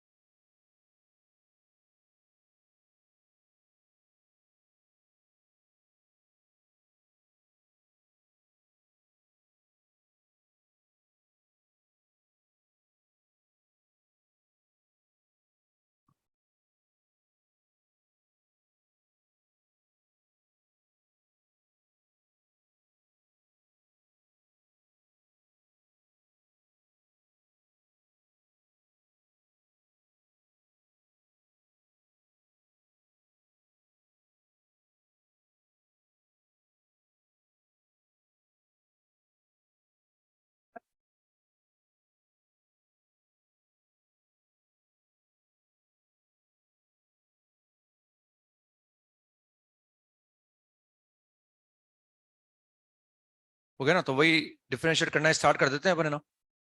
जैसे वहां पाई बाय 2 आया था, लेकिन वो पाई बाय 2 उसकी मैक्स वैल्यू थी, तो वो पाई बाय 2 से कम आया था, तो क्रॉस मल्टीप्लाई करने पर वो 2 पाई से कम आया. यहाँ भी उन्होंने लिमिट निकलवाई है ना. और यहाँ ये जो 1 आएगा ना, ये उसकी मिनिमम वैल्यू आएगी. तो जो एफ डेस सी आएगा वो 1 से बड़ा आएगा, और इसके नीचे 2 आएगा तो 2 से बड़ा आ जाएगा मतलब. तो सबसे पहले हमें डिफरेंशिएट करना होगा, और डिफरेंशिएट करने के बाद आगे देखेंगे हम. एक्स हमें 1 के बराबर 1 से बड़ा दे रखा है, तो जैसे भी मैं डिफरेंशिएट करूंगा तो डिफरेंशिएट करने पर आएगा since f dash x is equal to, और अगर मैं डिफरेंशिएट करूंगा तो we get cos of 1 by x and we get plus 1 by x into sine 1 by x. बताना डिफरेंशिएट करके ये ऐसा आ गया ना. अब इसके हाथों हाथ लिमिट निकाल लो, एक्स अप्रोचिंग टू इन्फिनिटी पे लिमिट निकाल लो. तो since limit x approaching to infinity, और एफ डेस एक्स अगर मैं निकालूंगा तो एक्स अप्रोचिंग टू इन्फिनिटी पर ये कहां जा रहा है, 0 पर जा रहा है. What is cos 0? 1. ये भी कहां जा रहा है, 0 पर. ये भी 0 पर जा रहा है, साइन 0 भी 0 है. तो this is approaching towards 1. Limiting value 1 आ गई ना. अब हमें दिखाना है कि एफ डेस क्या है, स्ट्रिक्टली डिक्रीजिंग है. एफ डेस एक्स जो फंक्शन है ये स्ट्रिक्टली डिक्रीजिंग, इसका डबल डेरिवेटिव निकालना पड़ेगा मुझे, इसका भी डेरिवेटिव निकालना पड़ेगा मुझे. तो since f double dash x is equal to, तो निकाल सकते हैं हम ना. और अगर मैं निकालूंगा तो we are getting -1 upon x cube and into cos of 1 by x, cos of 1 by x, cos of 1 by x. बताओ निकाल के, ये ऐसा आ जाएगा. इसको डबल डिफरेंशिएट कर दो, दिया आया था डबल डेरिवेटिव. अब हमें जो भी दिखाना है वो कहां दिखाना है, जब x 1 के बराबर है, 1 से बड़ा है. तो सिंस हमारे पास x जो है 1 के बराबर 1 से बड़ा है, क्या यूं बोल सकता हूं कि x is less than infinity और ग्रेटर देन इक्वल टू 1? मुझे ये इंश्योर, ये तो इसमें तो मुझे कोई डाउट नहीं है कि अगर x 1 के बराबर 1 से बड़ा है तो ये तो पॉजिटिव है। अब या तो मैं फील कर लूंगा कि अगर x 1 से बड़ा है तो 1/x 1 से छोटा होगा, लेकिन 0 से बड़ा भी होगा। तो अगर ये एंगल 0 से 1 में है तो 0 से 1 में कॉस क्या होता है? पॉजिटिव होता है। तो ये भी पॉजिटिव, ये पॉजिटिव। या कहीं दिखाना हो तो भाई x को, इसको मैंने ऐसे लिख लिया, अब 1/x निकालना है तो इन्फिनिटी का रेसिप्रोकल 0 प्लस आ जाएगा और लेस देन इक्वल टू 1 आ जाएगा।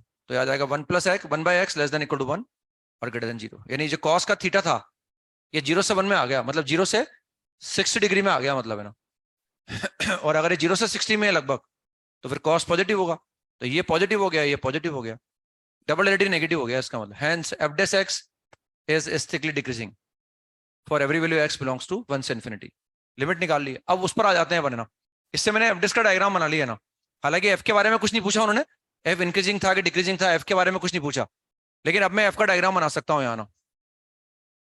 हेलो, मैं f का डायग्राम बना सकता हूँ, f dash का डायग्राम। तो f dash x का डायग्राम अगर मैं बनाया, कहां से बनाना है मुझे? 1 के बाद बनाना है। तो what is f dash 1? f dash 1 अगर मैं निकालूं तो f dash 1 कितना आएगा? देखो आप, f dash एक तो हमें मालूम पड़ गया कि f dash x जो फंक्शन है वो इससे डिक्रीजिंग है, 1 के बाद इससे डिक्रीजिंग है। हेलो, वो क्या फ्रीक्वेंसी मैच कर रही है ना। अभी जाऊंगा तो मैं, फिर टाइम लगेगा उसमें। चल रहा है काम मेरे हिसाब से ना। ध्यान, अगर मेरी आवाज सुनने की इच्छा होगी तो मेरी आवाज सुनाई में आ जाएगी, और लगेगा इनकी बुरी लग रही है, उनकी सुननी है तो फिर उनकी सुनाई में आएगी। तो अब आपको चॉइस डिसाइड करनी है कि मेरी आवाज सुननी है, उनकी सुननी है ना। है ना, मजबूरी है, सुनना पड़ेगा मेरी आवाज आपको।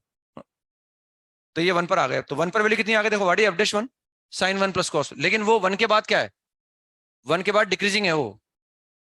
तो 1 पर जो वैल्यू आएगी वो मैक्सिमम आएगी, क्योंकि उसका डेरिवेटिव नेगेटिव आ रहा है ना। तो 1 पर वैल्यू आ गई sin 1 + cos 1। 1 पर वैल्यू आ गई। 1 के बाद वो क्या कर रहा है? डिक्रीज कर रहा है। तो डिक्रीज करता करता के नीचे आ जाएगा क्या भाई? उसके लिए लिमिट निकाल के तैयार कर रखी है हमने। What is the limit? 1। इसका मतलब 1 sin 1 + cos 1 से छोटा है इसका मतलब, क्योंकि वो 1 के बाद डिक्रीजिंग है। 1 पर वैल्यू आ रही है sin 1 + cos 1। इसका डायग्राम ऐसा आ जाएगा ना, ये डायग्राम बन गया। अब वो f के बारे में भी पूछ सकते थे कि f क्या हो गया? स्ट्रिक्टली इंक्रीजिंग हो गया ना, क्योंकि f का डेरिवेटिव का ग्राफ बना हुआ है और इस ग्राफ से मालूम पड़ रहा है कि f dash x always positive है, यानी f भी क्या हो गया? इंक्रीजिंग हो गया ना। अब हमें दिखाना है कि वो f की वैल्यू हम 2 अलग अलग पॉइंट पर निकालेंगे, उनमें से एक x होगा और एक x + 2 होगा। तो फंक्शन तो हमने ये लिख लिया, f(x = x × cos 1/x), और साथ में मैंने इंटरवल ले लिया ये वाला, x से लेकर x + 2। और हम जो भी बात कर रहे हैं उसमें x 1 के बराबर है, 1 से बड़ा है, तो ये भी लिख दिया भाई x 1 के बराबर 1 से बड़ा है, यानी इस इंटरवल में जो वैल्यू आएंगे 1 या 1 से बड़ी आएंगी ना। और हम देख रहे हैं अब इस इंटरवल में अगर मैं LMVT लगाऊंगा तो अगर मुझे इसकी कंटिन्यूटी में कहीं डाउट था, तो कंटिन्यूटी या डिफरेंशियबिलिटी में कहीं डाउट था, तो 0 पे डाउट था, लेकिन 0 इस इंटरवल में आ ही नहीं रहा, क्योंकि जो भी नंबर इस इंटरवल में आएंगे वो 1 के बराबर 1 से बड़े होंगे। और अगर x 1 के बराबर 1 से बड़ा है तो ये ऑलवेज डिफरेंशिएबल है, ये भी ऑलवेज डिफरेंशिएबल है, हैंस कंटिन्यूअस भी होगा ना। तो ये LMVT के दोनों रिस्ट्रिक्शन फॉलो कर रहा है। इसका मतलब x से लेकर x + 2 में कम से कम एक सी ऐसा होगा जहां अगर मैं टेंजेंट का स्लोप निकालूं तो वो कॉर्ड के स्लोप के बराबर आ जाएगा, f(x + 2) माइनस का f(x) अपॉन x + 2 - x 2 के बराबर आ जाएगा, जहां c x से बड़ा है और x + 2 से छोटा है ना। और ये क्लियर कट दिख रहा है कि अगर ये c अगर इस इंटरवल में लाई कर रहा है, भले ये इंटरवल वेरिएबल है, लेकिन अगर ये c इस इंटरवल में लाई कर रहा है तो c की वैल्यू 1 से बड़ी, ऑब्वियस सी बात है। अब कोई सा भी 1 से बड़ा नंबर ले लो आप और वहां f' की वैल्यू निकालो, तो हमेशा क्या आएगी? वो हमेशा 1 से बड़ी आएगी ना, हमेशा वो 1 से बड़ा आएगा, क्योंकि f' हमेशा 1 से बड़ा आएगा। और अगर ये 1 से बड़ा आ रहा है तो फिर ये भी क्या आएगा? 1 से बड़ा आएगा ना। दिस इज ग्रेटर देन 1, बस 2 से क्रॉस मल्टीप्लाई कर दो तो 2 से बड़ा आ जाएगा वो। हो गया क्लियर? तो ऐसे इसको निकाल सकते हैं इस तरह से ना। लिखें, एक सवाल लिखें आप, है ना, इसको घर से अटेम्प्ट करके लाना है आपको, ढंग से इसको जो है वो अटेम्प्ट करके लाना है आपको। लिखें, late f be a function, let f be a function defined from R to R। मतलब ऐसा बोल रहे हैं उसको, बस हम लिखे ऐसा रहे, let f be a function defined from R to R, be a twice differentiable function। We let f this be a twice differentiable function let this be a twice differentiable function. यानी f एक function है, उसका domain R है, codomain उसका R है, and that is a twice differentiable function such that f of pi by 4 such that f of pi by 4 is equal to f of 5 pi by 4 is equal to 0. 5 pi by 4 is equal to 0 and f of 3 is equal to and f of 3 is equal to 4 and f of 3 is equal to 4. वो R से R में domain उसका R है और वो दे रखा है that is twice differentiable function. दो बार डिफरेंशिएट कर सकते हैं, मतलब उसको डबल डेरिवेटिव भी उसका वैलिड होगा निकालना. और ये इंफॉर्मेशन दे रखी है. Then prove that there exist at least one C. Then prove that there exists at least one C. At least one C in the open interval 0, 2 pi. Then prove that there exists at least one C in the open interval 0, 2 pi such that f double dash C plus sin C minus cos C less than 0. यानी कहीं ना कहीं fx के बारे में जानकारी नहीं, fx मुझे खुद को फॉर्म करना पड़ेगा.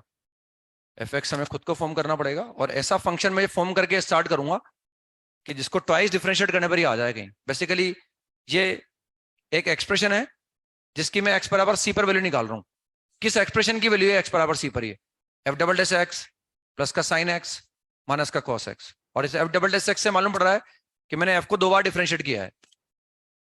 तो मुझे ऐसा फंक्शन सोचना पड़ेगा इसको अगर मैं दो बार डिफरेंशिएट करूं तो ये आए. फिर वो जो दो बार डिफरेंशिएट करने पर जो आया हमें दिखाना है कि c पर उसकी वैल्यू लेस देन 0 आ जाएगी, जो भी लेस देन 0. और जो c क्या है 0 से 2 पाई के बीच में, कम से कम इस इंटरवल में एक x ऐसा जरूर आएगा जहां इस एक्सप्रेशन की value f double dash x plus sign x minus cos x के लिए लेस देन 0 आएगी. तीन अलग अलग पॉइंट दे रखे हैं हमें, पाई बाय 4, 5 पाई बाय 4, 1 3. उन दो पर वैल्यू 0 है और एक पर वैल्यू 4 दे रखी है ना. तो कहीं ना कहीं सोच के आना है अपने को कैसे भी करके इसको, कि मतलब ताकि मैं समझा पाऊँ आपको ढंग से ना, और वो जो भी वैरायटी हमारे सामने आ सके वो. तो इस तरह से ये this is all about Lagrange's mean value theorem, है ना. रॉस थ्योरम खत्म कर दिया हमने, लैग्रेंजेस मीन वैल्यू थ्योरम खत्म कर दिया. अब आते हैं next maxima minima. Now we come to maxima and minima. ये भी हम पढ़ रखा है ना, वो तो बस थोड़ा बहुत बताना है आपको कि कैसे क्या होता है ना. Maxima and minima.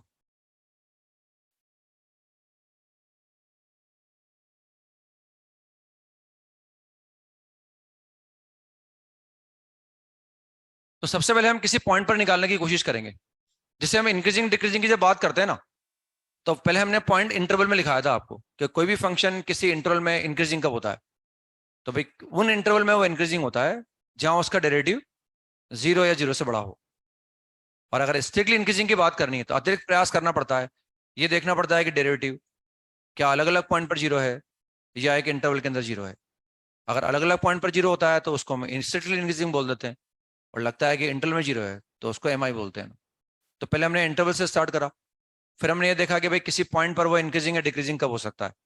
तो पॉइंट पर चेक करने के लिए भी हमने उस पॉइंट को कंटेन करने वाला एक very small open interval consider करा. फिर हमने कहा उस पॉइंट को कंटेन करने वाले एक वेरी स्मॉल ओपन इंटरवल के अंदर अगर मैं कोई भी दो पॉइंट लेता हूं और छोटे पर वैल्यू छोटी आ रही है, बड़े पर वैल्यू बड़ी आ रही है, तब जाके उसको स्ट्रिक्टली इंक्रीजिंग या मोनोटोनिकली इंक्रीजिंग बोलते हैं अपन. तो वहां कहने का मतलब है जब इंक्रीजिंग डिक्रीजिंग की बात करते हैं तो हमेशा एक इंटरवल में चेक करते हैं हम. क्योंकि अगर मैं पॉइंट पर चेक कर रहा हूं, मान लो मैं x बराबर a पर भी चेक कर रहा हूं, तो मैं x इजिकल टू a को कंटेन करने वाला एक वेरी स्मॉल ओपन इंटरवल ले रहा हूं. और इस वेरी स्मॉल ओपन इंटरवल के अंदर मैं कहीं भी दो पॉइंट ले सकता हूं. वो दोनों पॉइंट a के राइट में हो सकते हैं, वो दोनों पॉइंट a के लेफ्ट में हो सकते हैं. एक पॉइंट a हो सकता है, एक a के राइट में हो सकता है, एक a पर हो सकता है, एक a के लेफ्ट में हो सकता है, एक a के लेफ्ट में हो सकता है और एक a के राइट में हो सकता है. यानी जो दो पॉइंट में लूंगा ना, उनमें जरूरी नहीं है कि एक point x is equal to a हो. भले ही हम पॉइंट पर चेक कर रहे हैं लेकिन फिर भी पॉइंट को कंटेन करने वाला एक इंटरवल बना रहे हैं और उसमें कोई भी दो पॉइंट ले रहे हैं, और ये जरूरी नहीं है कि उन दो पॉइंट में एक x इजिकल टू a हो. मतलब इंक्रीजिंग डिक्रीजिंग हमेशा एक इंटरवल में ही चेक किया जाता है. लेकिन जब हम मैक्सिमा मिनिमा की बात करते हैं तो वो पॉइंट पर ही चेक किया जाता है ना. अब जैसे मैं चाहता हूं कि किसी पॉइंट x बराबर a पर मैक्सिमा है, तो मुझे x इजिकल टू a पर आने वाली वैल्यू को ही आसपास वैल्यू से कंपेयर करना पड़ेगा. जैसे मैं क्या डिफरेंस क्रिएट करना चाह रहा हूं बता रहा हूं आपको. जैसे अगर मैं x बराबर a पर इंक्रीजिंग डिक्रीजिंग भी चेक कर रहा हूं, तो मैंने इसको कंटेन करने वाला एक इंटरवल बनाया, उसमें मैं कोई भी 2 पॉइंट ले रहा हूँ, उनमें जरूरी नहीं है कि एक पॉइंट एक्स बराबर ए हो, मैं दोनों पॉइंट ए के राइट में ले सकता हूँ। मतलब जरूरी नहीं है कि मैं एक्स बराबर ए पर और एक्स के ए के राइट में फंक्शन की वैल्यू कंपेयर करूं, मैं दोनों पॉइंट ए के राइट में ले सकता हूं, दोनों ए के लेफ्ट में ले सकता हूं, एक ए के राइट में और एक ए के लेफ्ट में, सिर्फ उस ए को कंटेन करने वाले इंटरवल में देख रहे हैं अपन। जबकि अगर मैं एक्स इजिकल टू ए पर मैक्सिमा या मिनिमा चेक करना चाह रहा हूं, तो मुझे एक्स इजिकल टू ए पर आने वाली वैल्यू को ही, एक्स बराबर ए पर आने वाली वैल्यू को ही आसपास की वैल्यू से कंपेयर करना होगा। ऐसा नहीं कि ए के राइट में एक पॉइंट ले लिया, एक ए के लेफ्ट में ले लिया, उनको कंपेयर कर लिया। यानी लोकल मैक्सिमा और मिनिमा हम पॉइंट पर ही चेक करते हैं, चाहे इंटरवल हो चाहे पॉइंट हो, हम पॉइंट पर ही चेक किया जाता है उसको ना। एक्स इजिकल टू ए पर आने वाली वैल्यू को कंसिडर करना ही होगा हमें ना, जबकि जरूरी नहीं है यहाँ एक्स इजिकल टू ए को कंसिडर किया जाए, दोनों पॉइंट उसके। आ रहा है समझ में क्या बोल रहा हूँ मैं ना? मतलब यहाँ इंटरवल में चेक किया जाता है, वहां हम पॉइंट पर ही चेक करेंगे ना। तो लिखें maximum and minima at a point, the maximum minima of a given function at a given point. Maxima and minima, ये तो हेडिंग डाल दी हमने, अब आगे लिख सकते हैं हम चाहे तो। Maxima and minima of a given function at a given point, of a given function at a point, point पर चेक करना सीख रहे हैं। वहां पहले इंटरवल सिखाते हैं, फिर बाद में पॉइंट सिखाते हैं। यहाँ हम पॉइंट पर ही चेक करते हैं, इससे पहले पॉइंट पढ़ रहे हैं ना, पहले एक पर्टिकुलर गिवन पॉइंट पर हम निकालना सीख रहे हैं ना। Maximum minimum of a given function at a given point. तो इसमें लिखे first fundamental theorem, this first fundamental theorem.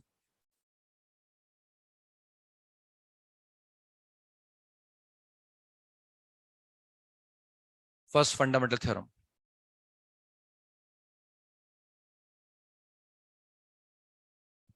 Maximum minimum check करने का तरीका है हमारे पास, इस फर्स्ट फंडामेंटल थ्योरम का यूज कर सकते हैं ना। देखिए it is use specially for discontinuous function, मतलब यूज तो किसी के लिए भी कर सकता हूँ स्पेशली, लेकिन जब कभी लगेगा कि फंक्शन डिसकंटिन्यूअस है तो मैं इसी का यूज करूंगा ना। वरना कंटिन्यूअस हो इसका यूज कर सकते हैं, डिफरेंशिएबल हो इसका यूज कर सकते हैं, लेकिन जब लगे कि फंक्शन डिसकंटिन्यूअस है तो फिर मुझे मैक्सिमम मिनिमा चेक करने के लिए इस फर्स्ट फंडामेंटल थ्योरम का यूज करना पड़ता है। और मैं पूरे चैप्टर के दौरान या हमेशा जब भी मेरे को कन्वीनियंट लगे कि मुझे किसी फंक्शन के किसी पॉइंट पर मैक्सिमा या मिनिमा चेक करना है, तब मैं हर बार इसका यूज कर सकता हूँ। वो अब अलग बात है कि हर बार इसका यूज करना आसान नहीं होगा, इसलिए अलग अलग तरीके बनाए गए ना। तरीके जानते भी तो आप, डिफरेंशिएट कर दो, डिवाइड बाय एक्स को 0 के बराबर रख दो, डबल डेरिवेटिव निकाल लो, पॉजिटिव आ रहा है तो मिनिमा आएगा, नेगेटिव आ रहा है तो मैक्सिमा, ये सब जानते हैं आप ना। इंक्रीजिंग डिक्रीजिंग चेक कर लो, उसके आगे इंक्रीज कर रहा हो, उसके पहले डिक्रीज कर रहा हो तो मिनिमा आ जाएगा, उसके बाद डिक्रीज कर रहा हो, उसके पहले इंक्रीज कर रहा हो तो मैक्सिमा आ जाएगा ना। ये सब हम जानते हैं ना। लेकिन कोई फंक्शन डिसकंटिन्यूअस भी हो सकता है, उसके लिए भी मैक्सिमा मिनिमा आ सकता है, तो हर बार अपन इसका यूज कर सकते हैं। वो अलग बात है, हमारे लिए हो सकता है हर बार यूज करना आसान नहीं हो, इसलिए मैथमेटिशियन ने अलग अलग तरीके बना दिए मैक्सिमा मिनिमा चेक करने के ना। वो फंक्शन की कैटेगरी हिसाब से, कंटिन्यूअस हो तो ऐसा कर लो, डिफरेंशिएबल हो तो ऐसे चेक कर लो ना। तो ये स्पेशली हम डिसकंटिन्यूअस फंक्शन के लिए इसी का यूज करेंगे, फर्स्ट फंडामेंटल थ्योरम का। तो इसमें फर्स्ट पॉइंट लिखें, for a function f x, for a function f x, comma लगा दिया एफ एक्स के बाद, for a function f x, फिर कॉमा लगाया, x is equal to a is said to be the point of local maxima, x is equal to a is said to be the point of local maxima। local का मतलब ये है, से 2 word चल रहे हैं, लोकल और ग्लोबल। ये बात हम लोकली कर रहे हैं और ये बात हम ग्लोबली कर रहे हैं। लोकली का मतलब हम लोकल एरिया में एक्सेप्टेबल हैं, और ग्लोबली का मतलब हम वर्ल्ड वाइड एक्सेप्टेबल हैं। तो यहाँ लोकल एक पॉइंट का मतलब हम पॉइंट पे देख रहे हैं ना, तो लोकल की बात कर रहे हैं ना। ग्लोबल का मतलब बहुत सारे पॉइंट हमारे पास होंगे, एक इंटरवल हमारे पास होगा और उसमें हम देखेंगे, उसको ग्लोबली बोलेंगे। अब जब इंटरवल में देखेंगे तो ग्लोबली बोलेंगे। अभी एक पॉइंट पर देख रहे हैं इसलिए लोकल बोल रहे हैं। मैक्सिमा भी बोल सकते हैं, या इससे एक पॉइंट पर चेक कर रहे हैं इसलिए उसको लोकल बोल रहे हैं कि हम एक पर्टिकुलर पॉइंट पर चेक कर रहे हैं। तो x is equal to a is said to be the point of local maxima if f of a is the greatest value of fx, if f of a is the greatest value of fx in a very small open interval containing a, if f of a is the greatest value of fx in a very small open interval containing a। आपको लगा हो आप तो interval लिखा रहे हो, अभी तो आप बोल रहे थे कि भाई ए की जरूरत ही नहीं है, तो ए की जरूरत पड़ रही है। देखो एफ ऑफ ए को ही कंपेयर कर रहे हैं हम एक्स इजिकल टू ए पर आने वाली वैल्यू को ही ग्रेटेस्ट बोल रहे हैं कि एक्स इजिकल टू ए पर जो वैल्यू आ रही है वो आसपास जो पॉइंट है उन पर आने वाली वैल्यू से बड़ा आना चाहिए ना, F of A he greatest होना चाहिए ना, तब जाके बोलेंगे एक्स इजिकल टू ए उसका लोकल मैक्सिमा का पॉइंट है। यानी हम बोल सकते हैं दैट इज टू से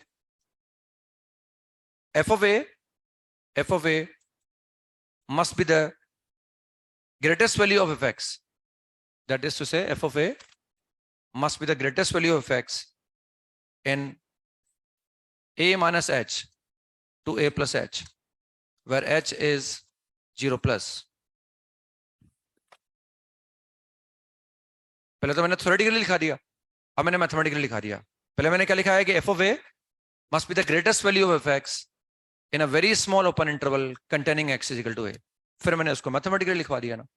यानी इस इंटरवल में एक भी पॉइंट, इसमें कितने पॉइंट आएंगे? इनफाइनाइट आएंगे. उनमें से हम जो जिस पॉइंट की बात कर रहे हैं, जिस पॉइंट में हम इंटरेस्टेड है वो x is equal to a है, तो हम बोल रहे हैं भाई इस पॉइंट में, इस इंटरवल में कोई भी पॉइंट आए भले ही, इसमें किसी भी कोई भी पॉइंट ऐसा नहीं आना चाहिए जिस पर फंक्शन की वैल्यू f of a से ज्यादा आ जाए. f of a he greatest value होनी चाहिए. अब f of a का मतलब हम x is equal to a पर फोकस कर रहे हैं, a पर आने वाली वैल्यू ही ग्रेटेस्ट हो. उसके आसपास जो वैल्यू आ रही है वो या तो f of a के बराबर आ जाए या उससे कम आए. उससे बड़ा नहीं आना चाहिए. बराबर आएगा चलेगा, लेकिन उससे बड़ा नहीं आना चाहिए. समझ में आ गए?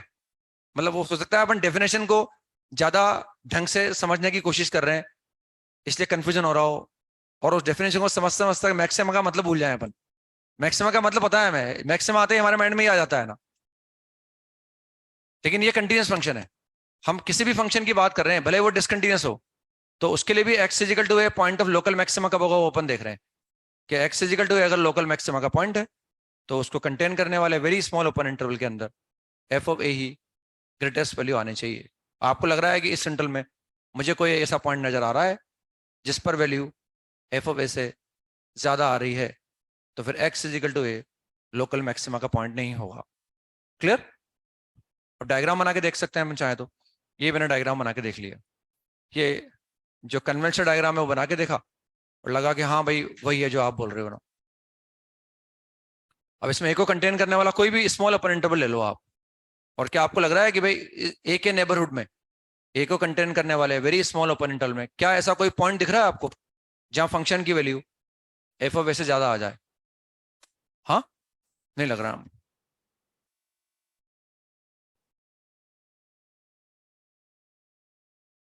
अपन उसको ऐसा भी बोल सकते थे जो मैंने लिखा है आपको, ऐसा भी लिख सकते, that is to say f of a must be greater than equal to f of a plus h and greater than equal to f of a minus h, where h is approaching to 0 plus. H is approaching to 0 plus, उसको ऐसे ही बोल सकते हैं. अब ए पर value आ रही है तो जो एफ ऑफ ए आ रहा है वो ए प्लस एच के बराबर आ रहा है या उससे बड़ा आ रहा है? समझ रहे हैं मैं क्या बोल रहा हूँ? और एफ ऑफ ए अगेन जो है F of a minus H पर जो वैल्यू आ रही है या तो उसके बराबर आ रही है या उससे बड़ी आ रही है. यानी एफ ऑफ ए कम कभी नहीं आ रहा, एफ ऑफ ए या तो बराबर आ रहा है या बड़ा आ रहा है. आगे समझ में? तो ऐसे भी लिख सकते हैं उसका मतलब. जैसे आप यहाँ देख सकते हैं, मैं मान लो अगर मैं ए प्लस एच ले लूँ और यहाँ ए माइनस एच ले लूँ, ये इंटरवल बना लिया आप. कोई भी पॉइंट ऐसा मुझे नहीं मिल रहा जहाँ फंक्शन के लिए एफ ऑफ ए से ज्यादा आएगी, तो this is the point of local maxima. यहाँ देख सकते हैं मैंने डायग्राम ऐसा बना लिया ना, ये एक्स इज इक्वल टू ए बना लो और ये ए के बाद मैंने डायग्राम ऐसा बना दिया. तो क्या x is equal to a is the point of local maxima? क्या लग रहा है कि ए पर वैल्यू ही ग्रेटेस्ट आ रही है, या ऐसा कोई पॉइंट नजर आ रहा हो ए के स्मॉल नेबरहुड में जहां आने वाली वैल्यू एफ ऑफ ए से ज्यादा आ रही हो? तो x is equal to a is again the point of local maxima. अगर मैं इसकी भी बात करूंगा यहाँ पर, तो इसका डायग्राम बना के मैं ऐसे देख सकता हूँ ना, ये अगर मैं x इज इक्वल टू ए की बात करूँ तो क्या बोल सकता हूँ मैं x is equal to a is the point of local maxima? Yes, क्योंकि ए के नेबरहुड में ऐसा कोई पॉइंट नहीं है जहां फंक्शन की वैल्यू इस एफ ऑफ ए से ज्यादा आ रही हो. बराबर आ रही चलेगा, लेकिन ज्यादा नहीं आनी चाहिए, मतलब है ना. मतलब F of A he greatest value है ए को कंटेन करने वाले वेरी स्मॉल ओपन इंटरवल के अंदर. Again x is equal to a is the point of local maxima. यहाँ की बात करना चाहूँ अगर मैं एक डायग्राम ऐसा बना लूं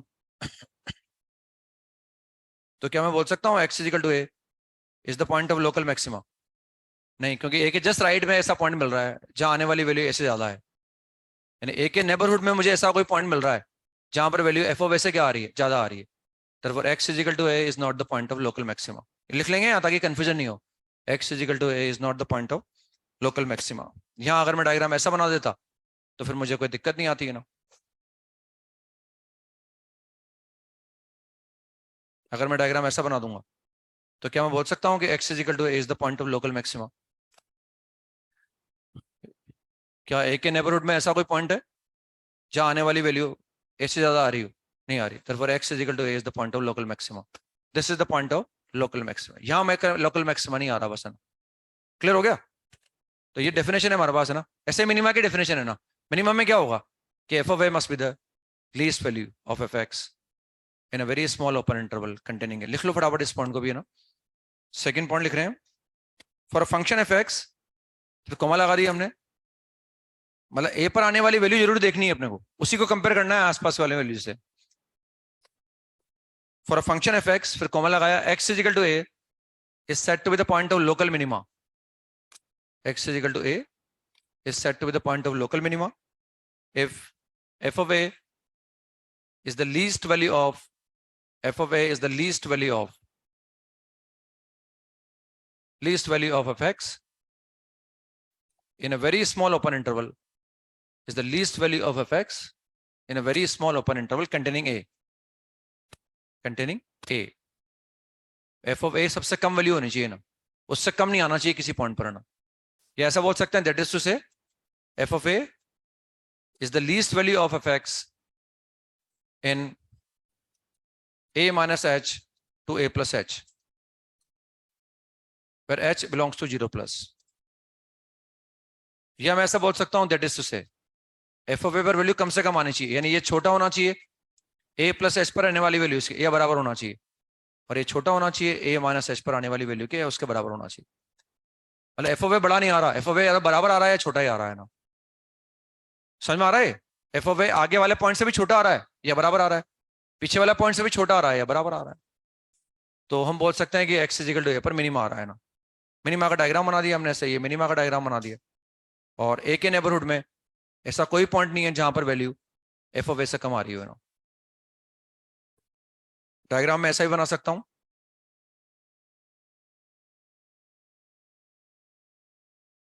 क्या बोल सकता हूं कि x is equal to a is the point of local minima?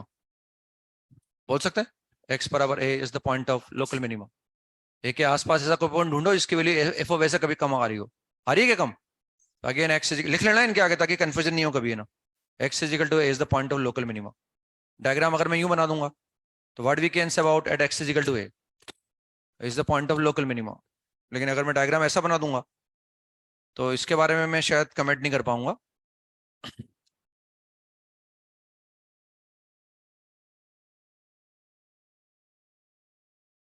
क्या हम बोल सकते हैं कि एक्स इक्वल टू ए पर लोकल मिनिमा आ रहा है? क्योंकि एक जस्ट लेफ्ट में देखो एक पॉइंट है जहां पर वैल्यू एफ ऑफ ए से कम आ रही है, तो this is not the point of local minima. तो बाकी कल कंटिन्यू करते हैं फिर हम, जब भी हमारी क्लास है ना। होमवर्क लिखें आप जो करके लाना है आपको। होमवर्क में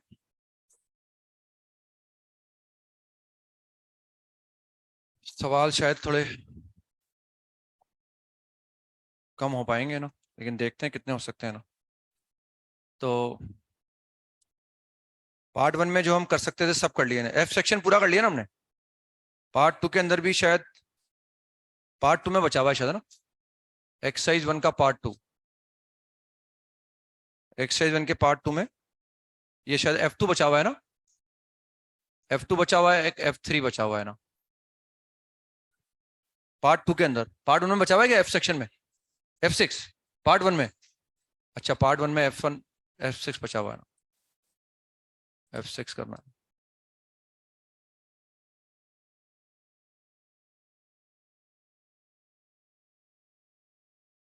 पार्ट 3 के अंदर F सेक्शन पूरा कर लिया हमने। एक्सरसाइज 2 का पार्ट 1 इसमें 14 कर लिया ना हमने शायद। एक्सरसाइज 2 का पार्ट 1 14 मैंने क्लास में करा दिया था वैसे आपको। 14 के बाद नेक्स्ट हम एक्सरसाइज 2 का exercise 2 part 1 question number 20। Exercise 2 का part 2 exercise 2 part 2 question number 20 part 2 के अंदर 22 हम कर ही चुके हैं ना, 24 भी कर चुके हैं ना।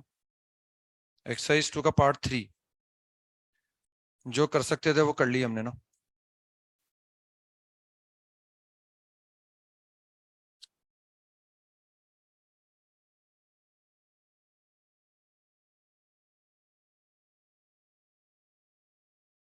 ये एक्सरसाइज 3 का पार्ट 1, क्वेश्चन नंबर 26।